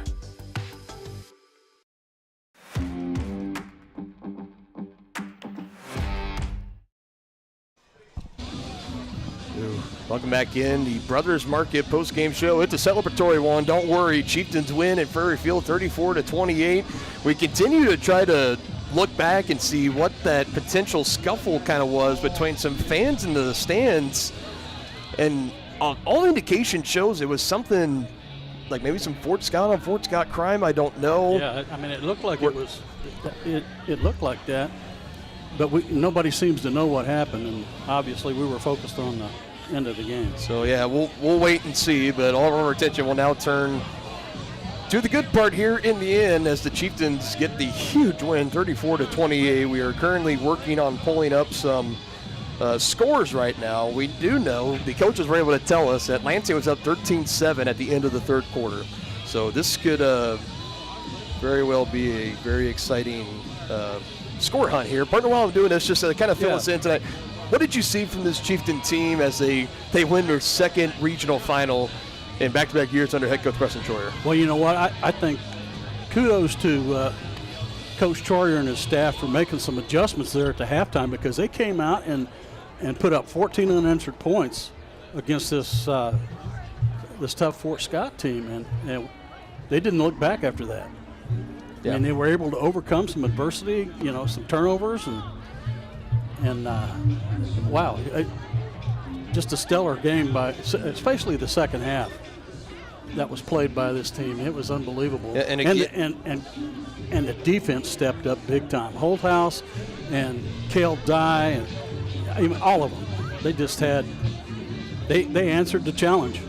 Yes, they most certainly did. Again, Chieftains outscoring the Tigers 22-6. That was the key in this game. All right, getting some scores rolling in, and it's still, I'm seeing 13-7 Lansing. I haven't seen that it has gone final. I can get that confirmed. So,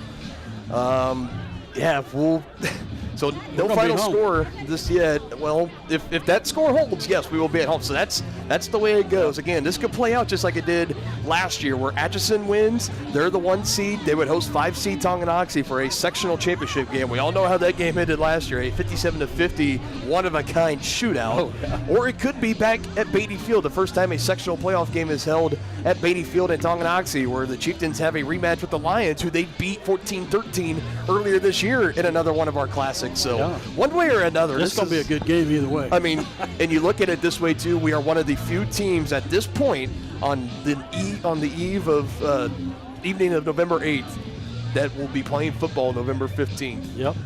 There's not too many in 4A and in the state of Kansas that can say they get to do that. Yep.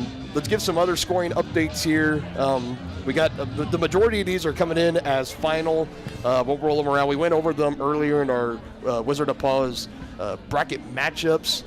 Again, Wizard of Paws and the matchups today. You're locally. I want to make sure we get their library in there one more time. Wizard of Paws, Tonganoxie's family-owned pet grooming salon with a combined 48 years of experience. Schedule your pet's appointment today at wizardofpawstongi.com. So I'll pull that graphic up again one more time.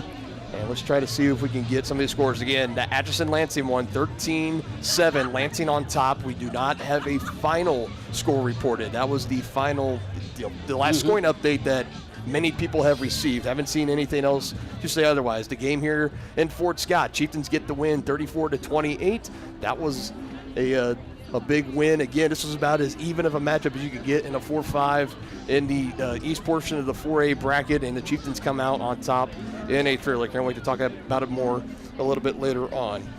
We have Bishop Mia's 34-6 final over Labette County. So somehow the 15 seed, they continue to make this deep run. This would be national headlines anywhere else. Not national headlines, but it'd be really good headlines anywhere else. But again, the Stags, a tremendous team under head coach John Holmes, one of the greats in the KC Metro area. They are moving on to the sectional round of the playoffs. I'm trying to see the game just south of us, Ottawa and Chanute.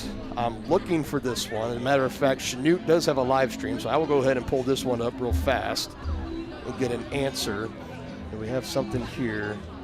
There we go. Yeah, it's right here. Still in progress. Still shows Chanute 16-0. That was the score we saw at halftime. Let me pull up their high school live stream here. It looks like that stream has gone final. And, yeah, talk about a wet mess down in Chandu. They were getting just as much as rain as we were. And it will end. Chanute wins that one 23-0. So that high-powered Ottawa offense shut out in Chanute. Unbelievable. The Blue Comets, a tremendous season. The 3 seed is moving on, survive, and advance. And among others, I'm not seeing many of the scores reported yet out in western Kansas, so we'll just try to look for those a little bit later.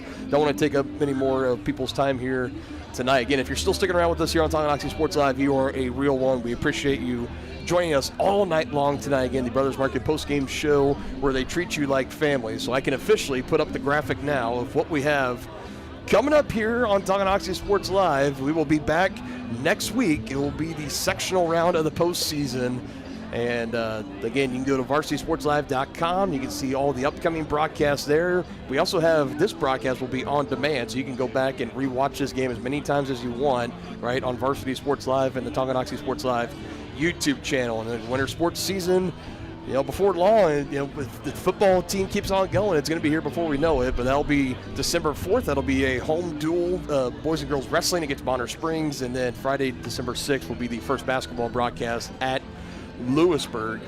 Again, Chieftains still on the field here celebrating their regional championship win. I'm sure that plaque is being passed around. I just saw Kendall hand it off to Owen. There he is with it. Everybody passing it around, taking their photos with it. And they're going to be looking to do the exact same thing next week.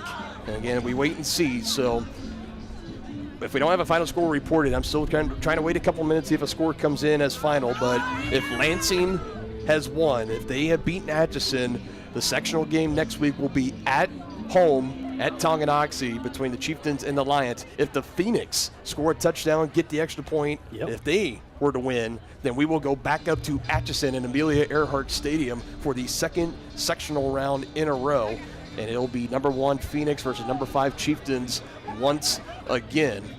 So we'll wait and see. I'm gonna look one more place here. Partner, how about we give out our Midwest Carpet Center Player of the Game? Again, brought to you by Midwest Carpet Center. They have all your carpet and flooring needs with professional quality and great pricing. Family owned and operated. Stop by and see them today in downtown Tonganoxie or visit their website, MidwestCarpetCenter.com, to learn more. Well, you know what? I'd like to give it to the entire defensive line and offensive line because they absolutely made the difference in the second half. They took care of big number 73. They were able to run the ball at will, and they were able to protect Talon Langford. He was able to connect on some big throws. So the big guys in the trenches, a special shout out, I think, to Kel Dye, Gavin Rhodes, who was up against the big D1 guy all night. And handling him well. And handled him extremely well. Kendall Smith said, hey, if you've forgotten about how well I can be on defense the past couple weeks, let me remind you tonight. Ooh, so huge in that second half. Him and Elijah Kale Dye. I said those were co-defensive MVPs tonight. The offensive line really shaped up for the Chieftains. They were able to get pressure on Van on defense. They were able to open holes for Tanner and Talon and Brady in this game. And let's not forget that line's been jumbled around. Yes. And it came together tonight, and hopefully they can keep it going into next week. And again, I am searching all over the place. I'm Facebook, Twitter, Instagram. I am looking for any kind of scoring update or anything. The only thing, it just says at the end of 3, it's 13-7 Lansing. So that game, it could very well. Maybe it's in a delay. It could be in a delay. It could be in overtime. I mean, there are a lot of things that could be happening, but we cannot stay here all night. We need to start getting out of here so they can close up. Yeah, they're going to kick us out of here pretty shortly. Again, I just want to give a special thank you and a shout out to everybody for tuning along with us tonight. And once again, our tremendous sponsor for the 2024-2025 school year. Without your guys' tremendous support, we would not have been able to bring another Chieftain postseason football thriller to everyone who couldn't make the drive down to Fort Scott tonight. Again, just thank you to everybody for all of your tremendous support. Again, Chieftain football tonight, presented by Kansas Insurance. See how they can help you protect what matters most today at KansasINS.com. sportslive.com. That's going to do it for us here at Frary Field. We leave you with that side. Tucker McGuire, how tough was he? Taking that big block, holding that regional championship plaque. What a game and what a season he has had along with the rest of this team, without a doubt. And it's not over yet. It's not over yet. We're going to be back again 7 days from now, whether it be in Atchison or will it be home versus Lansing. We will have to find out on the car ride home, I guess. Again, your score, final from Frary Field, Chieftains, the 5 seed, 34, Fort Scott, the 4 seed, 28. You've been watching Chieftain football on Tonganoxie Sports Live alongside Dennis Drennan. I'm Dylan Funk. So long, and we will see you next time right here on your home of the Chieftains, Tonganoxie Sports Live.